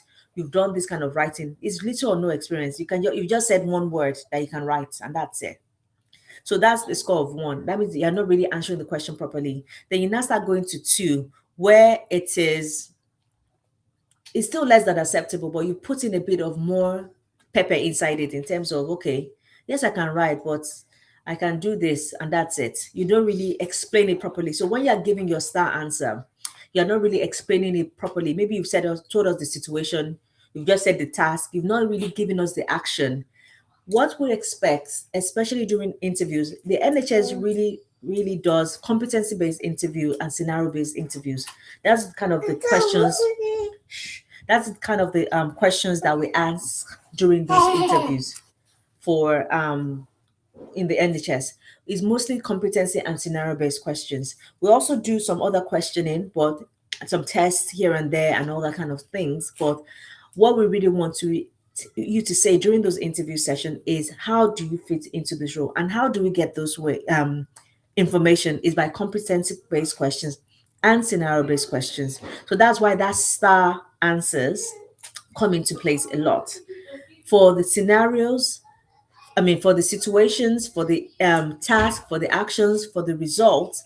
And I like adding an extra one, the reflection, because you need to reflect on what you've done. Reflective practice is very, very important for the NHS. Reflect on how has what you've done affected you or affected the patient's life. How has it made things better for that person or for yourself or for the team? That is a reflective practice that you need to do. I like to hear stories. So when you're answering your questions for your NHS interviews, make sure that it is very detailed in how you express yourself. I know one of my clients said to me that at one point they had to tell her to stop talking because she was just explaining and explaining and explaining. You still need to explain, but I always say, try and try and keep your answer for each question to at least maximum 3 minutes. That's more than enough time for you to explain yourself properly. If you're going to talk, maximum, if you're really going to talk, 5 minutes. Because most of these interviews, we do kind of give room for at least 45 minutes for each question, for each person. And if you're already doing 5 minutes and we have 10 questions for 5 minutes, that's already 15 minutes. So yeah.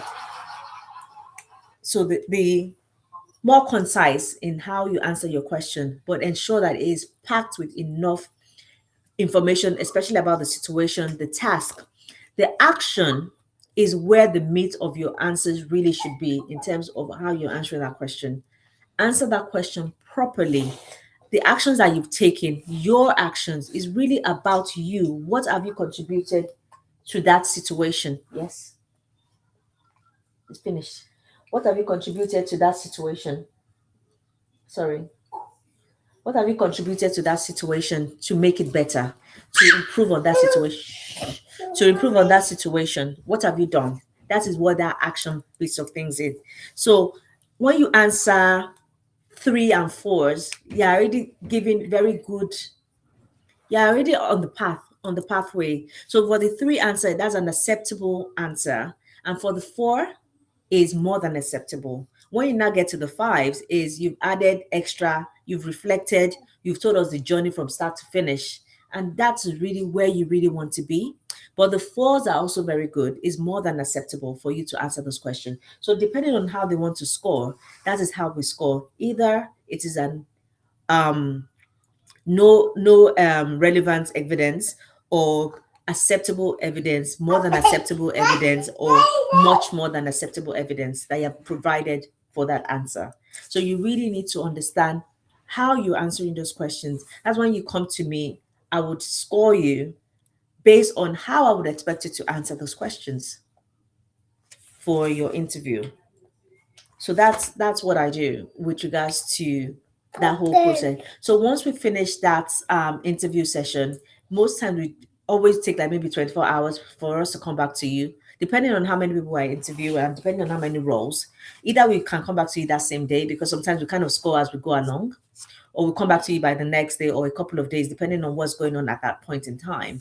But we tend to always try and go back to you as quickly as possible, because we understand the fact that you'll be waiting for a response to. So if we don't hear back from the recruitment team within 2 weeks or 1 week, go to London. Yes, and that is really really bad from that, from whoever recruit did that interview. That is really really bad, and that's not an NHS um ethos that we try to portray. In terms of, we need to try and give you as much feedback as possible, as quickly as possible, because we understand that this is a personal journey that you're going through at that point in time, and we would want to kind of elevate your stress from your from your anxiety with So do you regards. call in this process or you just send out emails? If you've come for an interview, we really should call you. Yes, we really should call you to give you feedback, either you've gotten the job or not. Really, we really should call you to let you know if you've gotten the job. Yes, yes. It's finished. Don't plan the life. HR, Yes, sorry. you don't have someone to look after you so that they don't flag down the life. I know, I know. That's why I'm trying to push him on the side. Hold on, let me just get his sister. No, no, no, no, baby. Sit down, wait. Eunice! Eunice! My HR, Hallie, please Sorry, 1 minute. Put him in his high chair. Put him in his high chair. I'm giving him all my strawberries. Take him, close the door. He doesn't say. I have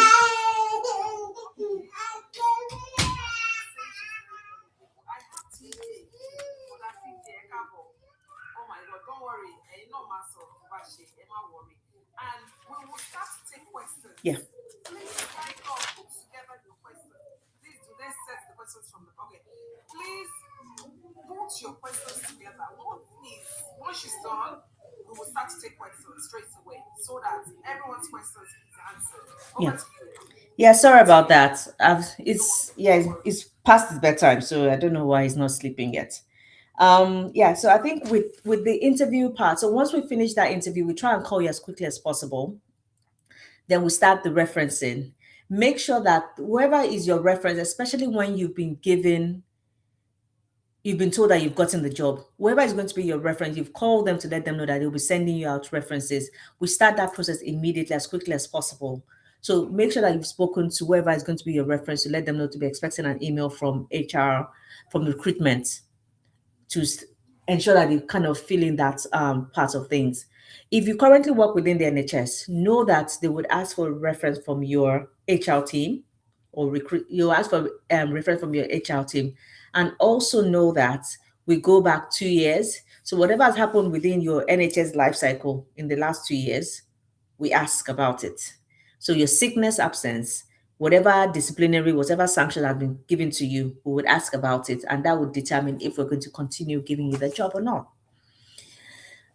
If you've had high sickness, for example, one of the people that we were recruiting has very high sickness, and we had to really look at it in terms of, do I want this headache of managing this person's sickness again? In this, as in, I don't think I need the headache. You really have to justify to me why you've taken that amount of sickness, and then I'll say, okay, maybe I understand. And have we sorted whatever is happening? Yes, you've sorted it. Have you gotten treatment and whatnot, whatnot? Then we know. If you need further help, we'll be able to say, okay, this is what we need to put in place for you.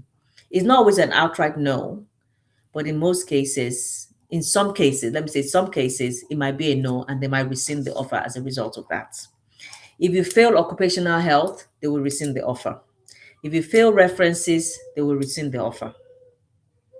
So you getting the job is the first part of the first steps to you actually starting your employment within the NHS. So all those other things still need to be in place. Failing police checks, because there are some roles that would require police checks, they will rescind your offer. Failing DBS, they will rescind your offer. So you getting the job is the first step, and you need to ensure that you are able to continue to go through that whole process of recruitment and get into the job.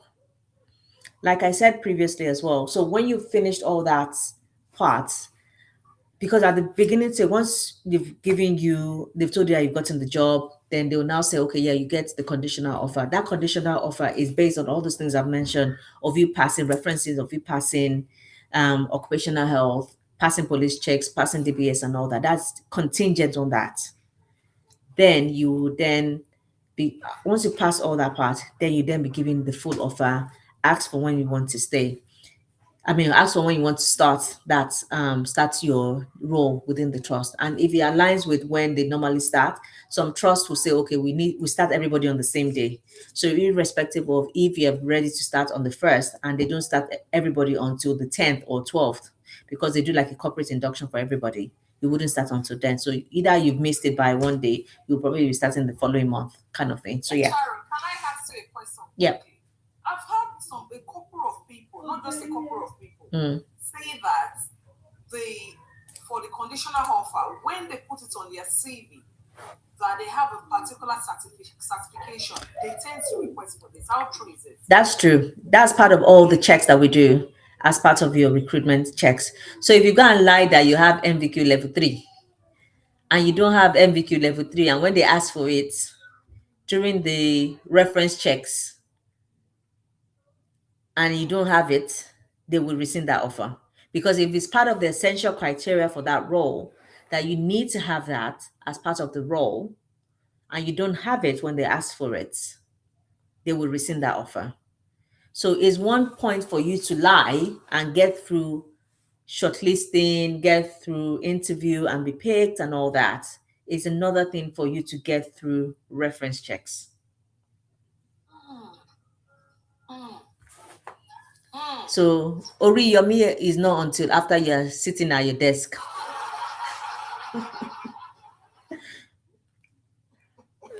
It's the truth. So yeah, so that's the whole process from start to finish of your recruitment life cycle into the NHS. So Wow. yeah. Wow. Wow. So Oh my God, that's such a journey. yeah. Oh. I didn't know it was going to take this long. It's been, oh my goodness.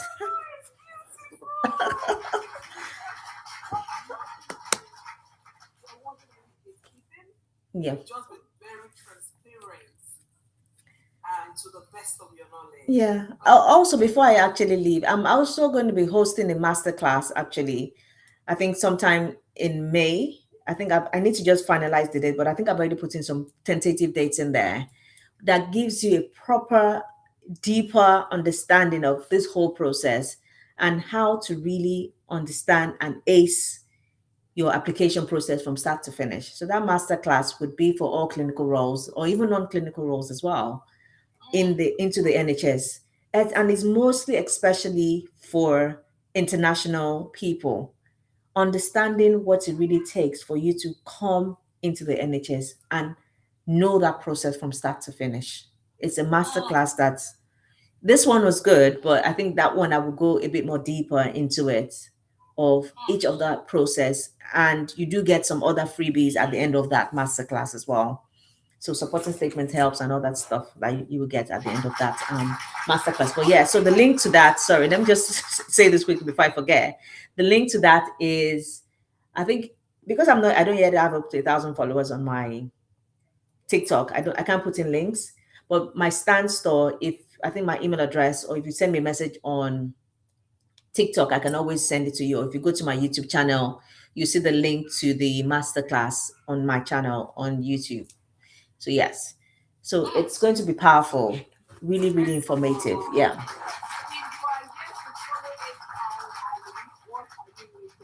Please follow her. I think this is a section we've all been waiting Yeah. for as well. A lot of questions that they come. And the first question I'm going to be taking from someone from the community by name Favor. She's asking, what about the level 3 diploma from Reed? I think she's trying to say, what's the difference between a level 3 diploma from the Reed, which is like a care certificate, and the NVQ3? So the care certificate, if they've asked for care certificate, give them care certificate. It doesn't matter where you've gotten that care certificate from. If they've asked for the NVQ one, is the NVQ you need to give to them. So with the NVQ, I think it's more it's more hands-on based with the NVQ, and the care certificate is just learning. And Okay, let me quickly explain. yeah, I think you know more about that. Yeah, because it's actually my field. Yes. For the NVQ3, I can for sure tell you it's so different from the care certificate. With the NVQ3, what makes it different is it's a diploma course and it's off-core regulated. With the care certificate, those ones are not regulated. And based on CQC and skills for care, they actually, their requirement is the off-core regulated ones. And that's why you see organizations like NHS, some most private sectors, they would put a saying, you require an NVQ3.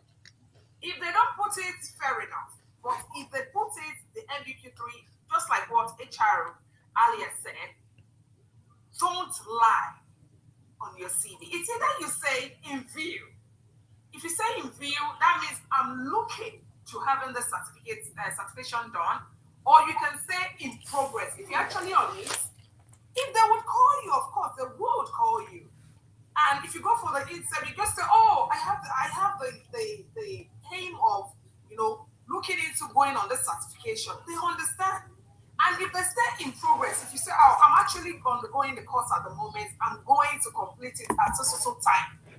Do you understand what I mean? And with the NVQ3, the modules of the unit, it's about 18 to 20 compared to the care certificate. So it's more in-depth, and with the NVQ3, you can use that to further your career into nursing, social care, and other healthcare courses. Or you plan to relocate outside of the country to countries like Canada, Australia, and the likes, they take the certificate. It's not just all about the UK. You would never compare it with the care certificate. But look out for the person specification, the job specification, what they are requesting for. So I think I've explained this better. And if you need more information on this, please. So someone say you can go to any university for top up with a diploma. Yes, very correct. Twin steamer. I had someone who actually was meant to go for a nursing associate, and there are ones that were calling for this top up, for this NVQ. They call it like a top up diploma. It's really, really expensive compared to when you have it done with some organizations like ourselves. It's quite expensive. You could be paying up to 5K or 4K instead of you paying as low as 1,511, and like sometimes 950 when we have, or 900 when we have the promo done. So if you know you're interested in this course, please do not hesitate to reach out to me. All right. Yes, it's like the short route. Very correct. So another question from Fortunate. She said she's asking, can someone ask remote interviews? Can someone have remote interviews for someone requiring certificate of sponsorship? I'm currently in South Africa. Um, I think depending on the role, you can, but if I'm going to be truthful with you, in most cases they wouldn't agree to that, and that is because of the level of let me put it this way, because of sometimes they have to do testing and they need to make sure you're the one doing the test yourself. Some things you have to do face to face, maybe you're reading some paperwork or reading some ECG or some blood pressure information or medication information that they need to present to you. That is one of the reason. Another reason is that, like I said before, there are loads of people currently in this country that can do that job, that also require that level of that also require that certificate of sponsorship, and some of them don't actually require certificates of sponsorship. What we've actually started seeing now is that loads of nurses that are band fives and even healthcare assistants that are band fours is that they're now becoming the um what's called the dependents. So they're the ones not actually even needing sponsorship anymore. Mm, So the point of when we are having to sponsor all these nurses is not more as much as we were seeing before. Now we're seeing nurses that are band fives that are dependents and they mm, don't require that sponsorship because they're dependent on other people, maybe their husband or their partners that are also in care. So they will now go into get in that job and they'll be now be able to apply for the family later on easier than the other people. So to answer your question, Fortunate, it's not that it's 100% no. It can happen, but not what I've seen when we're recruiting, not really for healthcare assistant roles. Truthfully, no. They'll in out of 100 cases, maybe they'll say two. They'll say yes in two cases for remote applications for healthcare assistant roles. Maybe band sixes, they might say yes, depending on when you're if you have to leave the country or have to stay. Like one of my clients, she's gotten a job now, but before she got that job, she already applied for a role and she's meant to be leaving the country before the end of this week. She's been shortlisted for an interview, but the day of the interview, she's going to be going to back to Nigeria maybe a couple of days before, and she's already told them that she's going for a band five role. She already told them that she's not going to be around, that they should please, that this is the situation that she has to go by because she doesn't want to spoil her visa.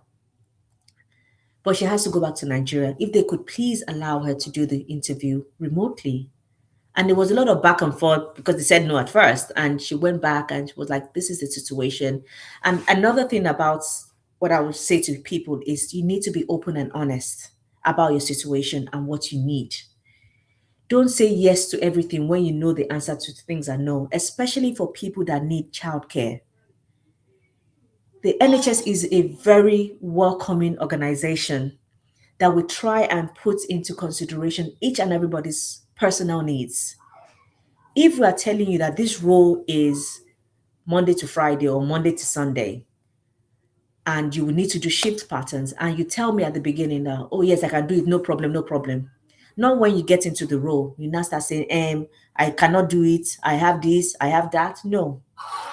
Let us know from the beginning so we can adjust our expectations of you and adjust how we manage you and how we put in your shift. If it's that it's only nights you can do, you need to tell us and be able to look at the role as well. That is this role a shift role? Would this role allow me to be able to just do nights? Would they allow me to just do days? What is the worst they can say? No. Then you go on to the next because it wouldn't fit into your life. So I think I've digressed a bit from what I was answering. So in terms of remote applications, maybe not for healthcare assistance, maybe for band fives, band sixes, yes, in some cases, they will take that into consideration. But for administrative roles, in most cases, they will say yes. So if you are looking for administrative roles, they would be more open to say yes for administrative roles. Because I recruit for administrative roles, and you give me a reason as to why you want to do this interview by Teams or something. Because some of these roles are flexible working, remote working as well. So really, are you really coming into the office? What difference would it make if you answer my questions over Teams? And for the role itself, we'll be working a bit remote, in the office, out of the office, remote jobs. So chances of us saying yes for those kind of roles in band threes, band fours, remotes that offer sponsorship is very high for administrative, but healthcare roles, non-clinical roles as well, like healthcare assistants and all those ones. Out of 100, maybe two times they will say yes. But for higher bands, band fives and band sixes, if there's reason for them to say yes, they will say yes. Wow. Thank you so much. Thank you. Thank you. And we've got another question from Emo. She's just asked the question saying, do you check the person's location and papers? For example, if they are British citizens or on a COS or graduate visa. Do you look at these things before calling them for an interview? In a way, During an interview, do you check all of this? in a way we do, because like I said to you, for some trust at the beginning, they'll do the filtering questions of if they are going to be sponsoring that role, they might do filtering questions from the beginning. Or if they're not going to be sponsoring that role, they will do filtering questions from the beginning. That's to filter out anybody that requires sponsorship if they're not going to be recruits, if they're not going to be sponsoring in that role. So they don't even have to even bother with checking or even shortlisting in the first instance. But some trusts, they wouldn't do those filtering questions. They'll just leave it and they would then go through the whole shortlisting process. Is after you've been shortlisted, then we then see if you need the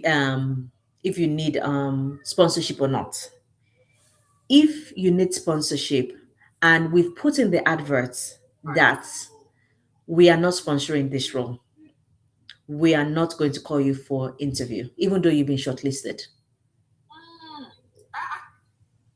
So, shortlisting someone does not mean an interview is guaranteed for you. That's what I said to you, that I shortlisted 20 people. I only invited 12. So it's not guaranteed. In some cases, what we started doing after we realized that, okay, we might, because employee relations started disturbing us with all that discrimination and all that kind of stuff, so that we don't face discrimination, we would, in some cases, call you, recruitment will call you and tell you that you know that this role is not being sponsored, especially for people that have graduate visa, that you know that this role is not being sponsored. What are you planning on doing after your visa runs out? Even if you're invited to an interview, what are you planning on doing? Because in 2 years' time or in 3 years' time, when your visa runs out, we're still not going to sponsor you. So you would have to think for yourself, is it worth me doing this job? Or, yes, I will still want to be interviewed in some cases. So, like I said, it's not automatically no and it's not automatically yes. Some trust automatically just filters you out. They don't even want to even have the headache of even bringing you for interview and you then being the highest scoring person during that interview and you needing visa. Would not have to that going through that whole headache of, oh, no visa, no visa. We'll need to change that role from permanent to fixed term because you cannot be working longer than the expiry date of your visa. So all that extra complications, sometimes the managers don't have time, and that's the truth. They don't even want that headache. So most cases they just filter from the beginning and just cut it off. But my trust, we seem to be more people focused by calling you, especially when you need a visa, and that role, as clearly stated in the advert, no sponsorship with this role. But some people still have coconut head; they will still apply, even though they need visa. They will still apply, and they might be shortlisted, but then recruitment will have to call you. What are you planning on doing after the visa expires? So the only place where we see if you need a visa or check your status or whatnot is after you've been shortlisted, not before, but after you've been shortlisted. So even though you might need visa and you don't get shortlisted, we never know the amount of people that applied for that role. Recruitment, on the other hand, have the master they have the master screen to all of track they can see different aspects that recruiting managers can see. So they don't show you, they don't show us all those parts, but they have kind of, when we do like our board meetings and all that, we kind of hear the percentages and that kind of stuff, that we kind of give like figures and all. So we can hear what's happening in the back end, but we don't see it because all we see is the full profile of the person and the supporting information. Then we shortlist. If we don't shortlist, we never find out. Then we never find, if you don't shortlist, we will never find out your name and we never find out your immigration status. It just goes into the abyss. Okay. I got someone from the community asking, what about someone staying in London? Because I believe this person stayed in London. Yeah. However, they have applied to for a job with NHS Scotland. Is there every possibility that this person might be shortlisted or going to be shortlisted? Yes. Like I said, we don't see all that part until after you're shortlisted. We know that people are not stupid. We know that you will have a bit of common sense when you're applying for jobs. And depending on the role as well, really, I think, come to think about it, if you've applied for a job in Scotland and you live in London, we know that common sense will tell us that this person will be planning on relocating to Scotland to do this job, especially if it's a clinical role, because you cannot remotely look after a patient if you are hands-on clinical. Maybe for administrative roles, if that role maybe fully remote, then we can be assuming that, okay, if it's fully remote job, you might be able to work in Scotland but live in London. Those kind of, if it's a fully remote job, you can be able to do that. But if it's a role that you need to come into the office, how you get into the office is not my problem. As long as you're in the office when I need you to be in the office, that is my problem. That is what I need to know. So irrespective of you living in, irrespective, no, take it. Sorry. Irrespective of you living, he really wants to sleep. Irrespective of you living in London and you looking for a job in Scotland, it doesn't really correlate, especially if the role is like an administrative role that is fully remote. It doesn't really affect where you live. But if it's a clinical role, we know you have common sense and we wouldn't expect you to be living in London and working in Scotland. Even if you are doing the shuttle at the beginning, or maybe renting someplace in Scotland for, especially if you're doing like a night shift or something that you're having to do 4 days on, 4 days off, and that kind of shift. But we'll know that common sense will dictate to you that even you'll be too tired to you to relocate to where you're meant to be working. So it really depends on the kind of role that you're going for. Okay. For those of you who are just joining the live, this is the question and answer section. We've had HR Harley on the platform today. She is a senior NHS HR personnel. If you know you're here to follow her, she's got so much knowledge when it comes to recruitment, especially with the NHS. And also when you have disciplinary issues within the NHS as well. She's got so much knowledge. She's got lots of videos on YouTube. All you need to do is to go to YouTube and type in HR Harley, and you can see all our videos where you can watch and also follow her for more updates.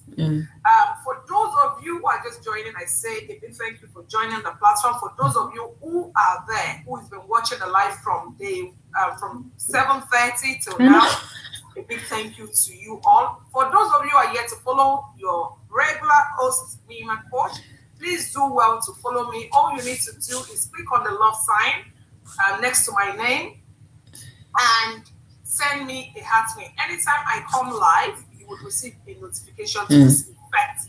And also for those of you who are interested, Mimat, I want to get regular updates in regards to jobs, in regards to this life you guys do, or I want to contribute as well to the community.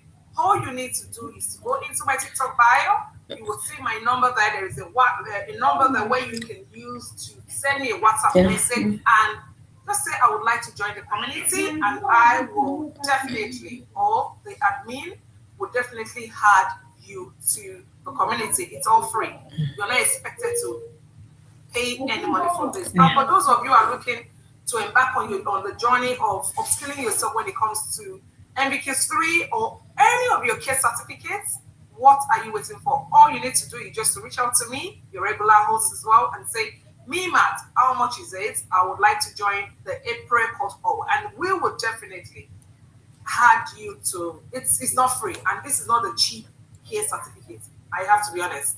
It's the Ofwat regulated um ABQ3. It's the real diploma course. So if you know you are interested, please kindly let me know. Payments are also taken in installments. It's not like you need to pay once and for all. No, you pay your pockets. Tells the story. So once you tell me, Mima, this is how much I can afford, okay, we'll put you on the payment plan and you'll be good to go. Over to you, HR Harley. Someone by name Twins Teamer. She's asking, please do they set the interview questions from the person specification? If not, how do they set this question? Thank you. Yeah. Yes, the interview questions are gotten from the job description, not necessarily the person specification, because the person specification is who are we looking for. The job description is what will this person be doing. So with the job description, you need to really read it. And I tell all my clients that you really need to understand what the job you're going to be doing entails. And that's why we take our time to write those job description and really give you an understanding of what the job you're going to be doing entails. So that when you go into that role, once you're successful in that interview and being recruited fully into that role, when you go into that role and they're telling you to do something that is outside of your job description, you can easily spot it quickly. She said, no, that's not what I'm meant to be doing. This is not part of my job description. Or if there's something that you're trying to if there's something you're trying to achieve as part of that role, maybe there's something, one skill you're trying to get, and they're not letting you do that role, you can easily tell them that, look, as part of my job duties, I'm meant to be doing this, because that helps you in the long run in upskilling yourself and gaining that credibility for you doing that job. If you're not able to do it in that role, there's no way you can be able to use that to sell yourself. So understanding that job description is very essential to you doing your role perfectly and knowing what you're actually meant to be doing in your role. So yes, the job description is used to set the questions. NHS NHS organizations, we all ask question. We have like something called like a Bible. That's what I call it, the NHS Bible, for the job description, setting up the job description and making sure that that role aligns with whatever banding it is. There's also another Bible that we use to set the question. So most of the time, the questions are kind of similar but different. So we're using the job description to really set the questions, and we have a format of how we should expect questions to really come out as. So what we use for interview setting questions is really the job description, because that tells us what is expected of you in that role. Thank you so much. Yeah. We've got another question from Reserve Culture. Why is NHS Scotland not sponsoring the Band 3 support worker? Okay, let me put the question this way. Why is it that some NHS trust sponsors a Band 3 support worker or healthcare worker, but some don't sponsor? Is there a reason for this? I think in most situations is the costing and what is really important to them. Do I really want more band 3 workers or do I want more qualified nurses? To me, who do I need more? I can easily get a healthcare support worker without having to sponsor them. There are loads of them that are, like I said to you, now we're seeing more dependents as healthcare support worker coming into the NHS. So who do I really need more? I'm really dying to have band 5s and band 6s. Healthcare support worker, that's easy for me to get. I can get that on bank, I can get that on anywhere. But do I really have those qualified nurses? Those qualified nurses, my COS will be better off spent on them. That's what they're saying to you. We've already invested a lot on healthcare support workers, healthcare workers, and all that.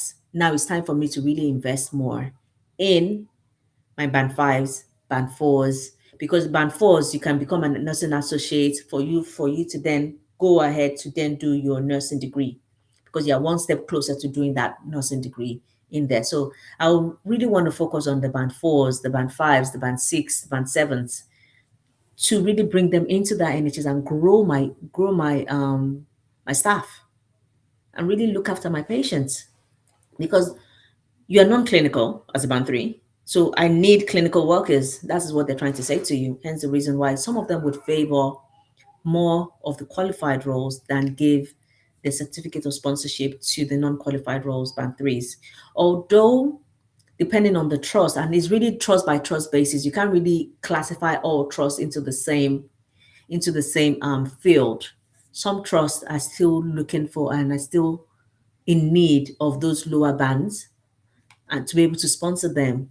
But you really need to be discerning and say which trusts are really actually looking for band threes, which trusts are more prone to sponsor more band threes. NHS Scotland, I'm guessing at one point they were just really sponsoring. I got about two people into NHS Scotland and healthcare assistants. And at one point they were even doing open days for healthcare assistants. That was around like beginning of last year or so. They were looking for more healthcare assistants in those and they were sponsoring. And the good thing about their role at that time was that their salary was even higher than the one in England. So they were not even constrained on the 25,000. I think they were paying about maybe 26,000 or so for band threes at that point. So they were not even into that threshold. So if you are seeing that they're no longer sponsoring band threes, is because a lot of people have been able to take up those roles and they don't really need them anymore. From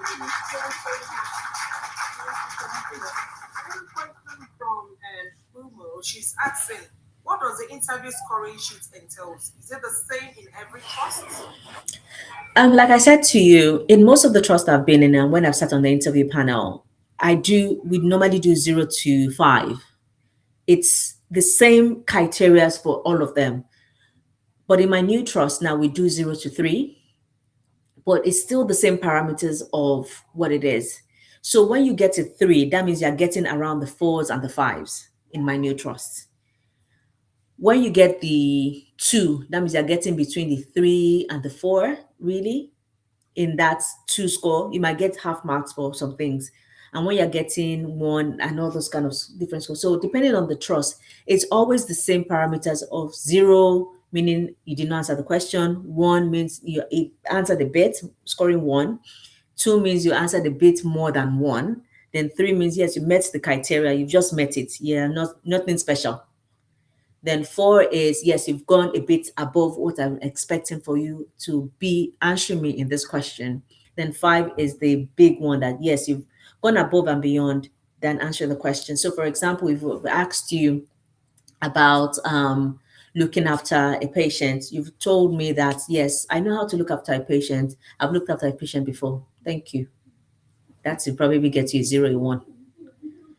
Then if you want to then answer for 2, you say, yes, I've looked after a patient. I had a patient that I looked after. She was sick.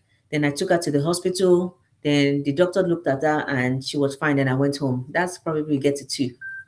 Then for you to get a 3, then you're giving me a full star answer that say, oh, yes, there was this patient that was sick. My task was to ensure that I got her to the right place so she can be given her medication. I went to call Uber. I got into the taxi with her. I followed her to the hospital. I registered her in.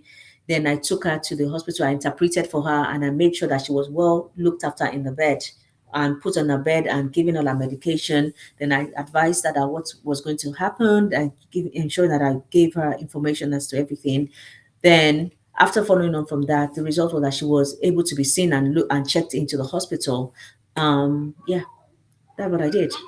Then follow on from that, for you then to get like a 4, then you tell me everything that happened from when you found out that she was sick to when you took her to the hospital to when you all the actions you took, from carrying a bag to lifting a leg to walking with her to calling for the wheelchair to going to reception and everything. Then you then reflected that this is what happened. After I've done all this thing, I've been able to see, okay, yes, the care that I gave this woman really made a big difference. And I was able to understand what it entails to look after somebody. That's for like a 4. Then for the 5, you talk us through all that. Then you then tell us that, oh yeah, that even after the whole thing happened, I made sure that I documented.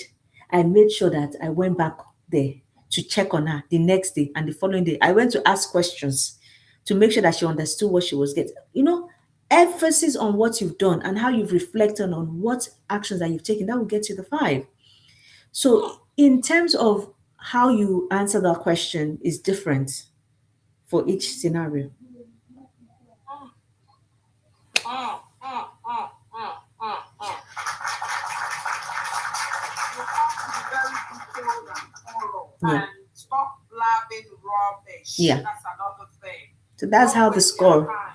Yeah. Don't So waste their time. yeah. Thank you so much for that. Yeah. Guys, we are opening the line by 10:30. Please bring in your questions. Not when it's 10:30. Now you guys are saying, "Oh, question." I will have to allow her go. Yes, I have a personal secretary interview on NHS. Okay, congratulations, sis. Another question from Phoenix. She's asking, what about someone already on sponsorship? Can they switch sponsorship in NHS, or are they shifted out? Are they sieved out? I think that's what she's trying to say. Now, for example, I'm on the COS and I've come from another organization. I'm looking for sponsorship with the NHS. Then I'll say I've submitted an application and I say, oh, I'm on sponsorship, or maybe during that day interview, I'm on sponsorship, but I'm looking to join this organization and have a new sponsorship with you guys. Is this going to happen, or will they just look at this person? Oh, this person gets sponsorship already. I beg waka. Is it possible, or what are you advising regards to this? So, like I said, we don't see your sponsorship or your immigration status until you're shortlisted for that role. So when you're shortlisted and you get that job and you're the one that is appointable after the interview, then you explain your situation to us in terms of, we already probably know that you already have a certificate of sponsorship. You now tell us, once we call you, that you will need to switch your sponsor. That doesn't discriminate against you in any format or in any way. It is a job. The NHS is not a slavery system.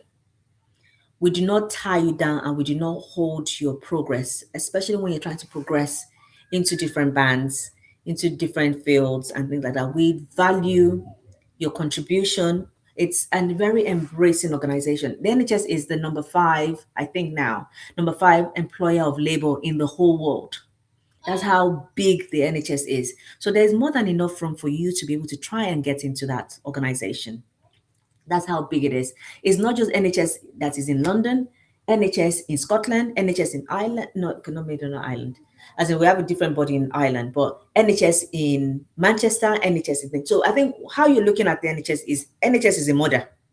The NHS body is the mother, and the NHS now has different childrens all over the whole place, all over the country that have relocated to different places and left their mommy alone in our house. NHS England is in, where is it? Well, they were based in Waterloo. That's where the headquarters of NHS England is. They're based in Waterloo. I know the building. I know where they're based. Maybe the guys of St. Thomas's. No, not St. Thomas's. They're Okay. not in St. Thomas's. They are not far from St. Thomas's, actually. They are based in London, near Waterloo. Or in Waterloo, not far from there. Anyways, you can walk down from Waterloo station to the NHS England's Oh, I office. think I know that. Yeah. Very close. There's a market there. Yes. Like, yeah, I've worked with them before. Yeah, I used to work in that building before as well. It was a long time ago. Me too, a couple of years. That's quite interesting, actually. Yeah, I worked with them We might have worked in the same building then. 14, 15 years ago with them. Maybe mine wasn't that long, but yeah, I worked in that same building as NHS England. So yes, I know where they're based. Yeah. So that's how you need to see the NHS body. It has different children. So in terms of how you look at it in that sense. Thank you so much. You're welcome. Wait, first of all, thank you, because I think a lot of people are asking these questions. How can we register with you for assistance? Um, okay, Because I there's no point you coming on the platform mm, and you are so knowledgeable, you can help people, guide people, but how can they have a one-to-one section with you? Or how can you guide them? How can they reach out to you? How? okay. I think the first maybe because we're on TikTok, I think the best thing for you to do is probably send me a DM on TikTok, and I will send you my email address and give you the link to book the one-to-one session with me. I think that one-to-one session kind of gives you an understanding of how I work. You will see everything that we're going to talk about before you book it, so you know what you're getting when you book that one-to-one session with me. Book that one-to-one session. It's not free. It's is a paid service because I've realized that when people pay for stuff, they value what they pay for.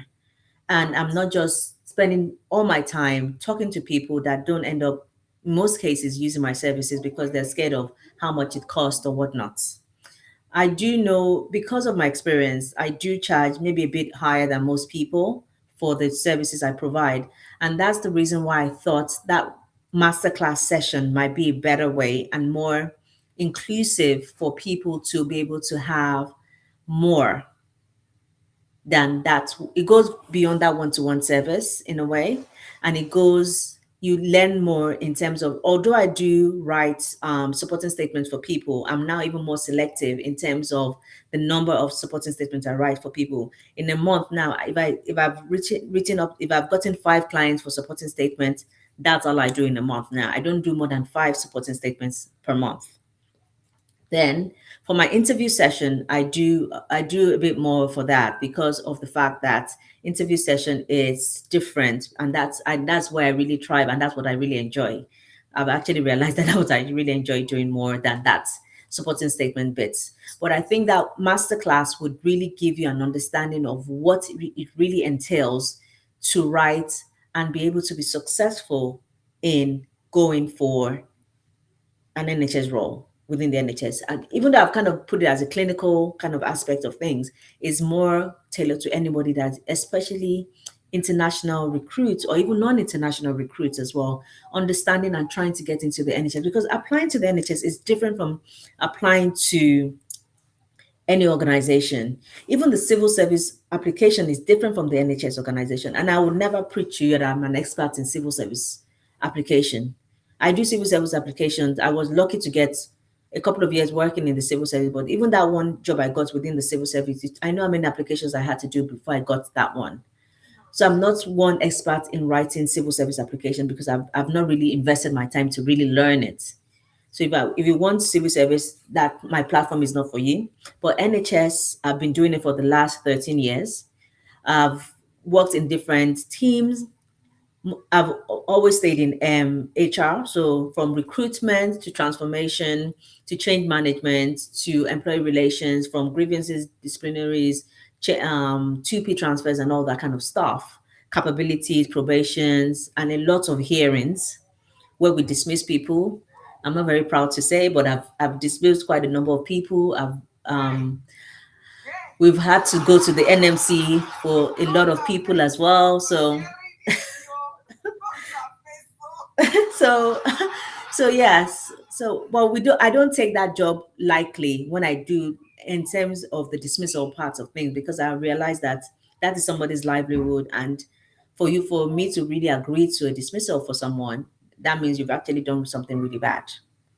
Because I look at it from the point of, if it was my family member, if it was my brother, if it was my sister, it was my husband that you did this action to, how would I feel? And I'm in the position to help them. How would I feel? Would I want this person treating my family?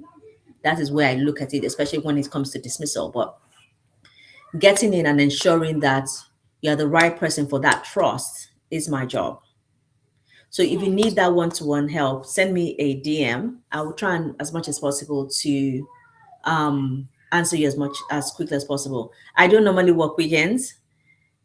This is a one-off for me. Hence the reason why my boy is very upset with me. is a one-off for me to do weekend and talk and do any TikTok or live or anything like that on my channels. Even if you email me on a Saturday, I will probably not even respond to you until like Monday. So yeah, I don't normally work weekends, but Mimad called me and I had to say yes. Thank you, Ma. Thank you, Ma. I really appreciate this. Thank you so much. Yeah. I see a lot of people saying, when is the master class starting? Because you need to confirm this. Yeah, I So, think like, even if you're not too sure, give me a date so that I can come back maybe next week or put I, it out over here. yeah, I think the master class will start on the 16th of May. And I'll try to do, I need to really figure out, do I want to do it on a Friday evening or on a Saturday, which I need to ask for permission from my husband and my children if I'm allowed to do that master class on a Saturday. But I'm thinking more it might end up being on a Friday that the master class would be on a Friday evening. So because Saturday would, they'll probably still want it to be free for them. I still do my normal 9 to 5, Monday to Friday work, and I do this consultancy stuff on the side as well. So they do want me to have some time for them, and I have a young family as well. As you can see, my baby boy. Some of you have seen him this evening. So yeah, Yeah. Thank you so much. you're welcome. Thank you so much. Someone is saying you have a lovely dentition. Thank you. As in everybody keeps saying, I think. Thank you. I appreciate it. Everyone, I don't know why everyone always says that to me that I have really nice teeth. I'm very, very happy about that. And I think my dad will be very happy, bless his memory. He'll be very happy about that because he did spend, we did go to a lot of dentists growing up. So even though we lived in Nigeria, I did visit the dentist quite a bit to make sure that my teeth was nice. But I'm very, very happy. Thank you so much. I appreciate that. Thanks so much for the compliment, guys. Thank you. That's our community. They are very friendly. Oh, There's thank you. something called highly favored in taxi. Can you give services to international clients? I do, yes, I do. I have one of my clients that managed to finally get a job, was one that encouraged me to open like a seller account. So I have my services on the seller account as well, where you can pay in naira or dollars or whatever ways you can pay on that. So if you reach out to me, send me an email. If you're an international person, that you can pay through that service as well, not just my stand store, through the seller app as well, so you can pay through that for me to be able to say. But I think I need to also preface this thing that once I have 5 people, especially if you need supporting information help, once I have 5 clients for the month, that's the maximum I'm taking, because writing the supporting statement, it takes me a while, because I need to ensure that if I'm reading the supporting statement, it is who I'm going to shortlist, that it needs to be really tailored to that person. So I really take a lot of time writing it. And that's why I would never take someone that maybe the application closes tomorrow. I would never take you on and say, oh, the application is closing tomorrow and reach out to me today. I would never take you on, because I know I'm not going to do a very good job, and I would not want to charge you for that. Even for interview sessions as well, if you have an interview in like a couple of days and you want me to help, I will really look at it and be like, oh, unless I'll be like, okay, unless you're really desperate and really need them, like, this session is 2 hour session and I need you to be able to get value, because I need you to go back and reflect on what we've talked about. I'll do spot checks as well, do on the spot interviews with you as well. I'll just call you and just say, I have this question. Do you have 5 minutes? And you need to answer that question at that point in time. So I need to, for you to have at least a week, give me a week's notice for interviews, so we can break up the sessions a bit and you're able to get value for the amount of money you spend, because these sessions are not cheap. Yeah, very true. Very, very true. They're not cheap, but they are. Yeah. I've had a lot of success. So yes, if I think that's one thing I don't really do much. And I think a lot of people kind of scold me in terms of, oh, you need to really be putting it out there to all your evidence on all. After a while I started saying, okay, send me your page and all that, even though I have all this stuff on my WhatsApp or on my emails and they've sent it to me. I don't even end up posting it on my TikTok or my Facebook. I say Facebook, on my YouTube. I don't even most times paste. I think I've ever only pasted one. So, but I do have success. I do have a lot of clients. I think one of my clients that she it was a situation of which do I choose, that please advise me. We're now started after not getting shortlisted or even not getting interviews, is now a situation of she had two jobs that have started even processing a COS for her. And she needed to make a decision as to tell the other person, stop doing the COS thing and all that, and I'm going to go with this other one. Of which one should I choose? I'm in a dilemma. Should I go to this area? Because there were two different extreme areas that she got a job in. Should I go to this area? Should I go to, what are the pros and cons? Okay, I'm like, this is a wonderful problem to have. Now, the problem before was, oh, I'm about to leave the country. I don't have COS. Now is a situation of, oh, I need to pick which part of the country to live in, which is a good problem to have after working with me. And the thing about this lady, same person, was that the first thing she paid for was for me to help her to write her supporting statement. She paid for it, and I said to her, okay, and she will do the interview once she gets the job. I now said to her that, do you know what? Go and watch my videos on my channel. Do a couple of interviews because, like I said to you, supporting statement and me, as in, I don't really like doing it, but I know people need it, and I do try and do that, offer that service that people need. Then she goes to watch the videos and she applies for like a couple of jobs. And this is someone that has been applying without getting any results or being shortlisted. That's how the shortlisting just started rolling in for her. So we had to divert that money to the interview prep. She did a couple of interviews. She paid for more than one session with me. I'm not going to lie to you, because of the fact that she hasn't interviewed in the country before, and she needs to get that practice. But at the end of the day, she then had the dilemma of, what part of the country should I go to? So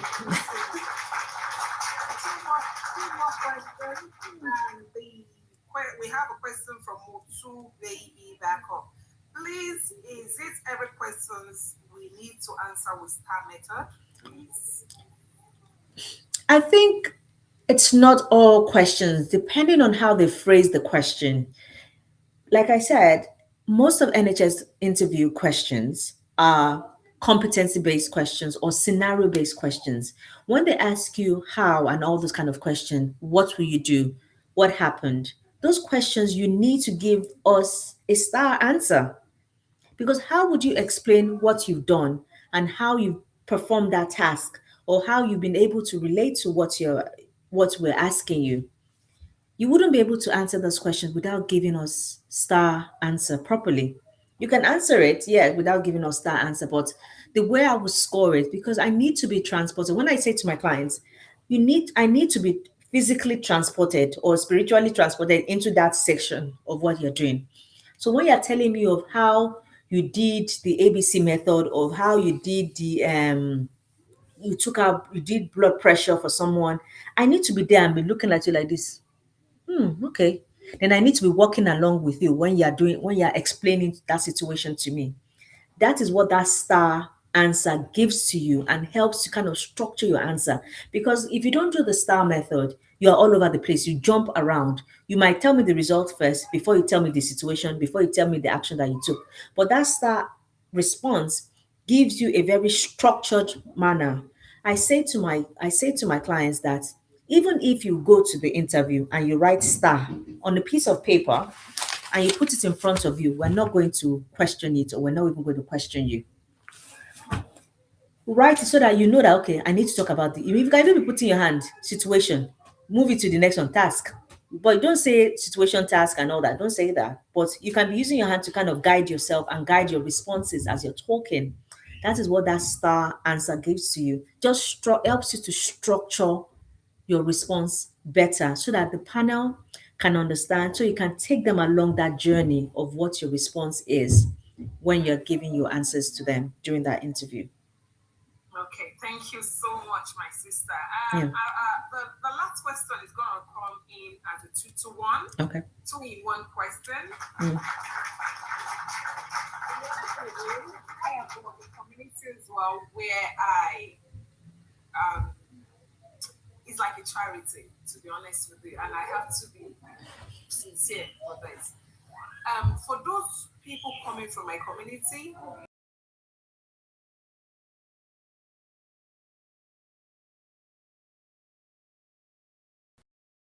Um, People are asking, however, would there be like a discount? Because let's no, sis.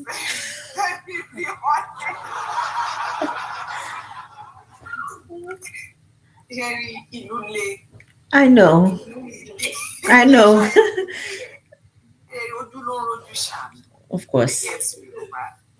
For those of you who don't know, I'm a Yoruba lady. I am. Most people are healthcare workers, and we also need to give consideration to those people. Reason being, the salary, some are actually struggling. We have to be very honest. Please, would you give at least a discount? Um, I know your services are not cheap, Mm. and you said it already, but please, because I have to say it honestly, and Mm. this is what I say to people. For me, Matt, for those of you who knows me already, if any, I don't take from anybody. But when I bring these people on my platform, I don't pay them as well. But they are giving you a service, and it's their time. Mm. It's their time. We need to be honest, and we need to respect that fact. We all are in the United Kingdom, and nobody come this country come count the bridge. Mm. They are given their time. You need to pay for the services, but Ejo, can you apply some discounts, please? And if they reach out to you, is it possible? I don't know. Wait, but if they can say, okay, I joined the live, blah blah blah, or from Mimat community, can you please give a discount? Because I believe each everyone's circumstances is different. Of course. Would you be able to do this? I guess yeah, if they do come from this if they tell me that they've come from you, definitely I should be able to give them some sort of discount. But like I said, this these services are not cheap in the first instant, and I understand what's going on. I went to do some food shopping today, and I was already crying. I'm like, oh my goodness, what's going on in this country? I know it's affecting everything from work to household bills and all that. Of course, I do understand that, and I'll be quite insensitive that I don't understand that. But like you said, people that have been able to give their time, because I'm looking at the numbers up here, it's like 139 people. They've really, I think, all through the We life have we've 100 on the increased. FYP. We have a lot on the FYP at the same. Yeah. So they've given their time, and they've given their time and their data to come and watch and listen as well. Of course, I should be able to give them some discount if they do let me know they've come from you. I'll look for something to do for them. That's fine. 29K on the FYP. Oh wow. Oh my goodness, that's a lot of people. I really will tell you. Oh my God, it's such an amazing night. God Mm. bless you. God refill you. Amen. God Amen. grant you wisdom. Amen. The oil on your head will never run dry. Amen. God Amen. will show forth for your family as well. Amen.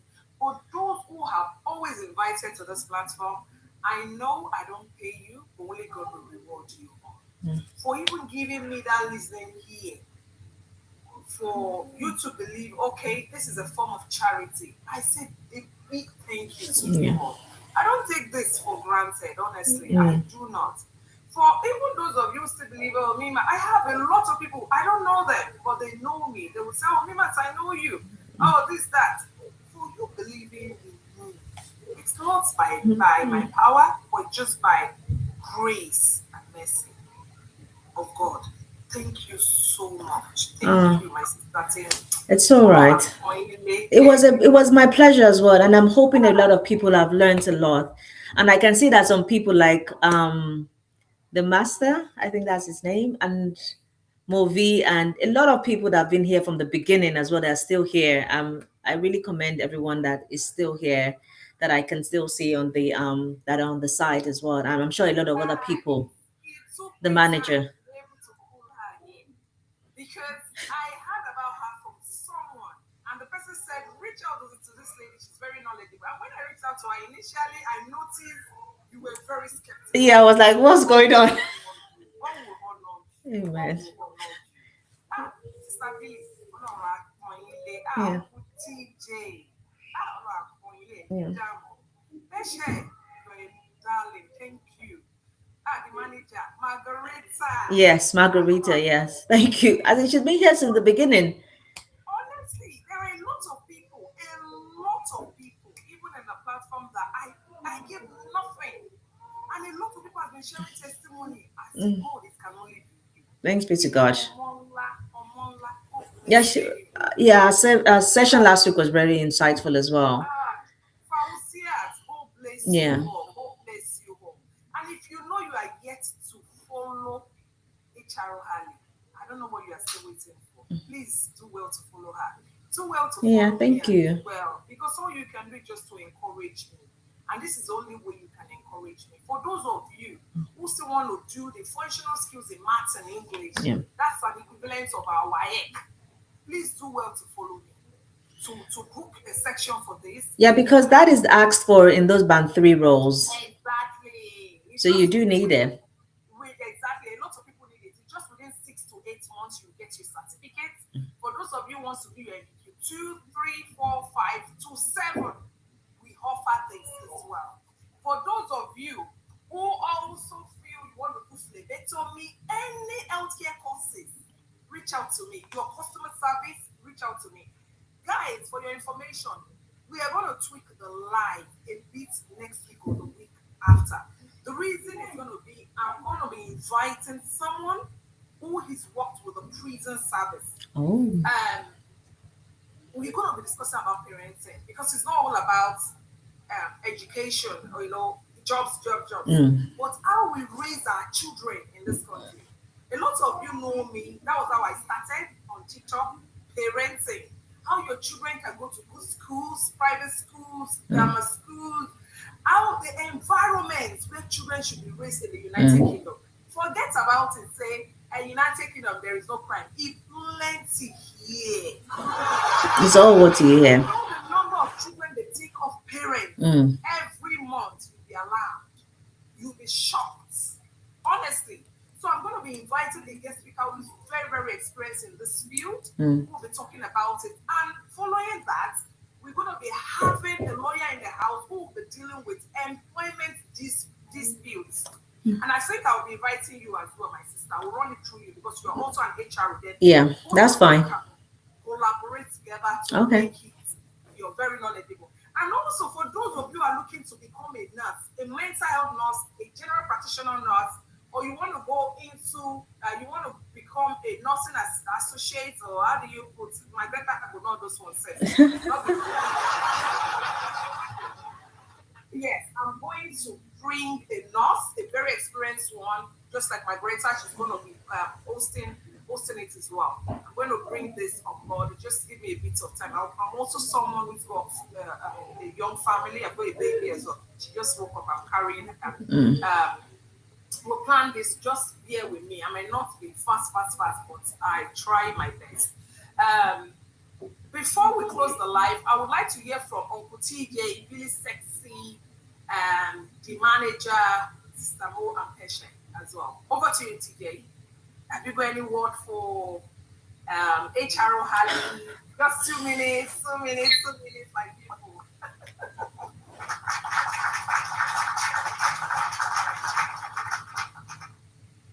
Good evening. Thank you, HR Rally. Oh, you're welcome. God bless you. You're welcome. Thank you for your time. Thank you for the knowledge. Thank you for the impartation. We hope to see more of you. Yeah, I do. I will do try to start attending a bit of the lives and even start trying to come on live as well myself. But yeah, I'm really honored to be invited to speak to everyone. It's really an honor. Thank you so much. I appreciate it. You're welcome. Let me just a bit of introduction about him. He also works in the NHS sector.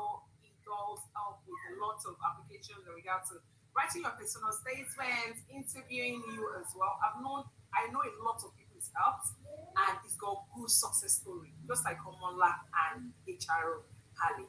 Over to you, Auntie Billy Sexy.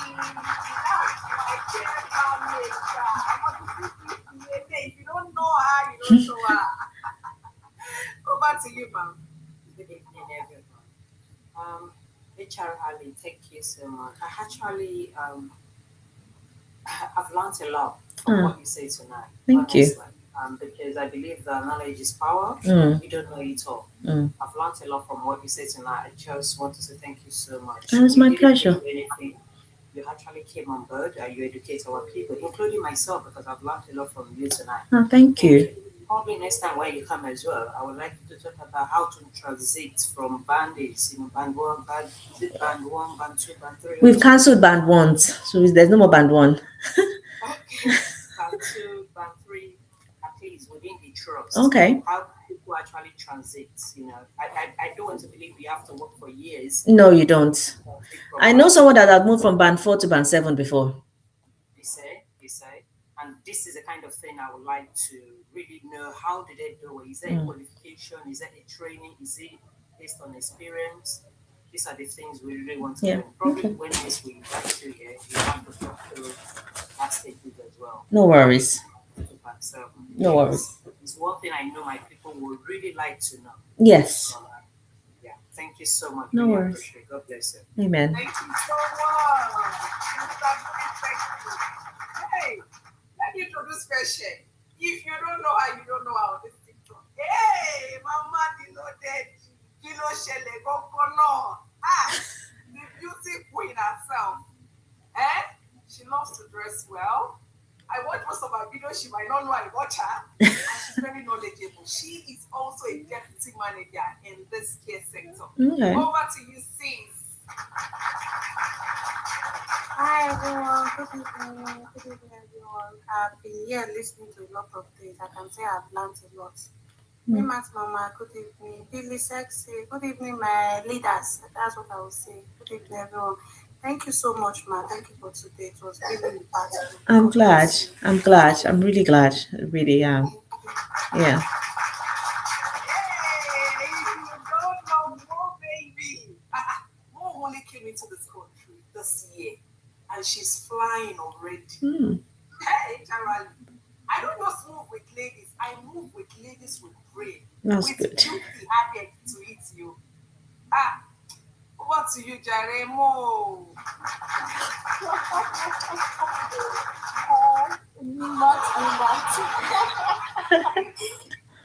Once again, I want to say thank you, Rima, for the platform.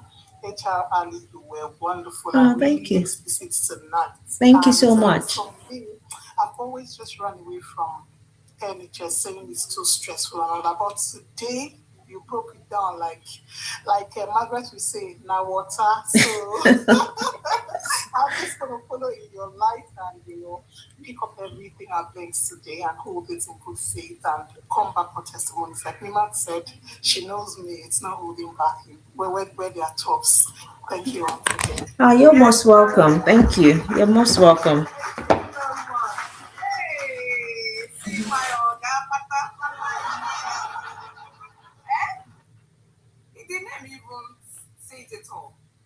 When you hear about the manager, if you are not too good with all these AI videos, or you're always tired of watching videos, YouTube, Netflix, come and watch the manager.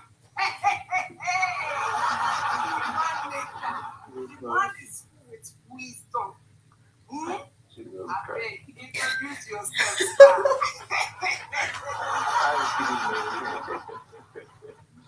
Members, I think you need another profession. I was going to say as well. Teaching and training your team. You might be good for event MC. All right. Good evening, HR. Good evening. I think it's been an insightful one. For me, it was the question and answer sessions and sitting in interview, especially because I work in the private sector. Mm. Um, I've never been a big fan of NHS, but of course, I have a lot of people around me. So when I see knowledge like this that are transferable, whether it's NHS or within the private sector, I'm a care manager. I also sit at interview sessions, and I help people to be able to prepare themselves in different areas, just around my colleagues and friends. So some of the things I've learned, also how to be able to, transfer skills in terms of, writing your statement with AI and how to humanize it, which you have, said, how to be able to break through the ATS system. They were quite insightful and transferable knowledge into the private sector. So it's been a wonderful one. Also, I do think that you have a face that makes people glued to the camera. Oh, So everyone just stayed glued here. oh, thank you. Like you're scrolling on the FPY and you're wondering, oh, who's this? So it's been very, very good and insightful one. We'd love to see more of you around here. Yeah, I'll try and make it a what's it called a regular thing to be coming on here as well. Okay. All right. Then. Thank you very much. Thank you so much. Thanks for the kind words as well. I really appreciate it. I don't want people to be scared of the NHS. There's roles. There's roles in the NHS. It might be a bit hard, but you can get in. It's a big employer. It's a big employer. It's Yeah, I think for me, because at managerial level, I'm looking at transferring into that managerial level as well. And I've tried a few bits and it looks like, man, it's a tug of war at that level. So, yeah. for now, I'm just maintaining my private sector. Yeah, you can bring all your skills from the private sector because the NHS is quite they try to be very innovative and always try to bring in people from outside in to try and see how we can change the way we do things. And people from the private sector bring in a lot of things. I'm sure when you first come into the NHS, it might be like, what the hell are they doing here? Approvals might take you three times as long, whereas in the within the private sector, it would just take you one time. I remember when I worked in the private sector, we had a fund for redundancy fund. It was 2 million. Wow. Jesus. 2 million redundancy fund. And if we are firing you, we are firing you today. But in NHS, we can not fire someone 1 year. People have been on sick leave 1 year. They have not left, and we are paying them. So You're absolutely correct. You're correct. Because that NHS, again, one of the things I also did think that some of the migrants are struggling with, which is why I like when you answer the question about do they check race, color, or your status? Because I feel that um, most of the time, um, I feel, but I don't know if it is true, that Mhm. I've been judged based on either my name or, but when I see that interview session, it's like, where have you been? I mean, and then when I still leave, I still get that part that I'm thinking, that manager would like me to work with her, but then there's still that conscious biasness. I think that's the word. Unconscious bias. Unconscious biasness, about, and sometimes I've walked into the rooms and somebody's wondering, is that the guy that is going to be my manager? He looks young, but then, Mm. Which is true. so, when you're matching your wisdom look of he looks young, Yeah. but then can he be my manager? So those are some of the things that we could also face here as migrants. So that's why for now I'm just maintaining, like somebody said, I'm maintaining my champion within the private sector. So thank you very much. We'll see you around. Yeah. I'll still be coming around. So Yeah, one more. Finally, I would like to introduce Margareta. She's been a friend. You see, those that misbehave on TikTok, the mental health nurse, she has the injection. Honestly, this one. Their injection, she's a mental health nurse, very, very qualified. And secondly, when you hear anybody looking for Mima trouble, because Mima go there and lay. When I look at behind me, after Jesus, my person where I see this. Margareta, we actually started together. And she's a friend I would never disrespect. Margarita.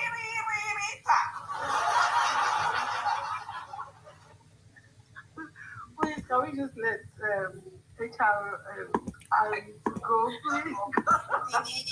Because I'm enjoying the life, but then again, we know that we need to 10:30. So we need to let her go. Although our smile is so infectious, like we just She's just like, it's like we shouldn't even go, but then I'm enjoying myself, but I'm at the back of my mind, like you're right. I'm thinking I'm here, my son crying, and I need to go and I pick him know. up. But thank you so much. I work in the private sector. I've never worked in NHS. I've always thought I would start with the NHS, but then again, I got stuck to the private. Yeah, because the pay is good, but then I heard so many good stuff about NHS and all that. But what you've done today is just like a master's class. It was detailed. Which I was It was thinking as well, because I'm like, I've done nearly my master class here yeah, today. it was so detailed. It was precise. It was it was straight to the point, so I can see the quality. I'm just thinking, how would the masters be like? So I'm very much interested as well. And I just don't want to come to NHS. I want to come in a very bigger role. I don't want to just come and start from There is scratch. space, and Yeah, especially with the transferable skills that you have from working as a mental health practitioner in that level at that level, is knowing how to transfer and translate that into the supporting statement, exactly. and knowing how So to really that's why I really explain. need I really need your master's class because I'm coming from like I want to be like from a leadership point of view. I don't want to come and be doing medication anymore. Oh I'm just no. tired. So I want to come from a decision making point of view, if you know what I mean. Yeah. So we'll see you soon. Oh, thank you. I appreciate Before it. you go, can I quickly ask how long do you think that it's going to be? Is it like 2 hours, The 3 hours? master class, at least, I normally say I want to do it for at least 2 hours, but I know myself because I tend to talk quite a bit. It might end up being about 3 hours. 3 hours. We So, break up. but That's a yeah, break. Yeah. I would do like a 2 hour talking process, but I think the whole session will be about 3 hours. Thank you so much. Thank Yeah. you. Thank you. We'll let you go, please. Yeah. Thank you, everyone. Thank you. Thank you once more. Everyone is joining the live. Thank you so much, my amazing HR Harley. God bless you. God You're bless you. Really welcome. appreciate this. And for everyone who's here to who would like to join the community, all you need to do is just to reach out to me by saying, "Me, Matt, I'd like to join the community." Just message me and I would look into adding you to the community, or one of the admin would do that as soon as possible. And for those of you who are still looking to go on any of your healthcare courses or your functional skills in maths and English or your customer service, we have over 10 qualifications we offer, whether in the healthcare sector, in the customer service aspects, construction, and all of that. Please don't hesitate to reach out to me. People can testify to how we are and we are truthful. So, without wasting much time, 130 still on this live, I say a big thank you to everyone of you who's joined, and I hope and pray all of your heart desires Amen. will be granted. You will not Amen. just come into the United Kingdom and waste your life, but God will lead your path. Every of your heart desires will be granted in Christ Jesus. Amen. Thank you so much once more, and hope to see you all next week or the week after. Thank you so much. Bye, HR Hadi. Thank you very much for having me. Have a good evening, everybody. Have a good evening. Bye. Bye. Bye. Bye. Oh, Lord. For you who are still watching here on YouTube, I really thank you for staying and sticking with the live for this long. I know it wasn't easy with regards to me looking at the other screen, or for some time as well, me actually having a blank screen. I just wanted to really focus on the TikTok live. But I'm hoping that you could hear everything that was happening during the live session. And if you want to reach out to me, the link to join the masterclass is in the description box. And I think I'm going to try and see if I can put it out here. Because I can't for some reason. Um, I can't for some reason add it to. I can make it on my streaming platform. So yes, um, yeah, I'll try and see if I can answer questions later on, or reach out to you, and I'll probably message you directly on this. So if you want to get the link to the masterclass, the link to the masterclass would be in this live session. I'm just trying to put it up for you guys. what's it called? I'm trying to put it up for you now. You can get the link to the live session. I'm trying to get the link. Sorry. Yeah. If I get the link now, just put it on this session here. So this is the link to the masterclass.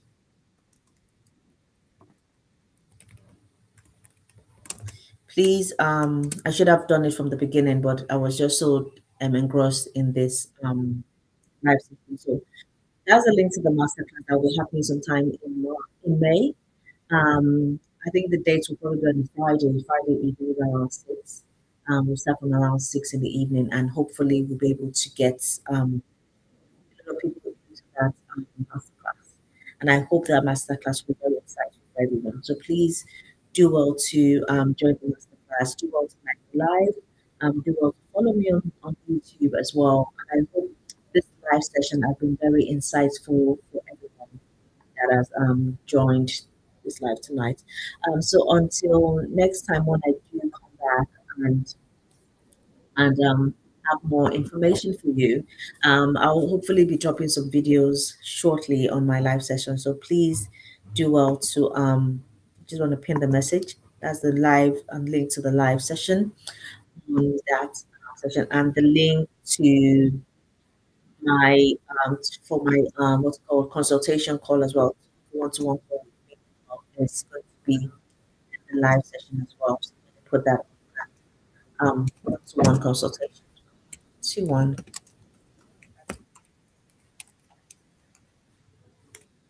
Did I spell that right? So yes, that's the links to both masterclass and the live session. So yes, I do hope this live has been very, very insightful to everyone, and I appreciate you for staying on if you're still watching at this point in time. So it's been a very long evening of me talking a lot, and I hope that you've been able to get two things in this live session. So until next time, when I do come on live again, thank you so much for staying with me and thank you for being part of this session. And I look forward to seeing you soon. Have a good evening, everybody. Take care. Bye.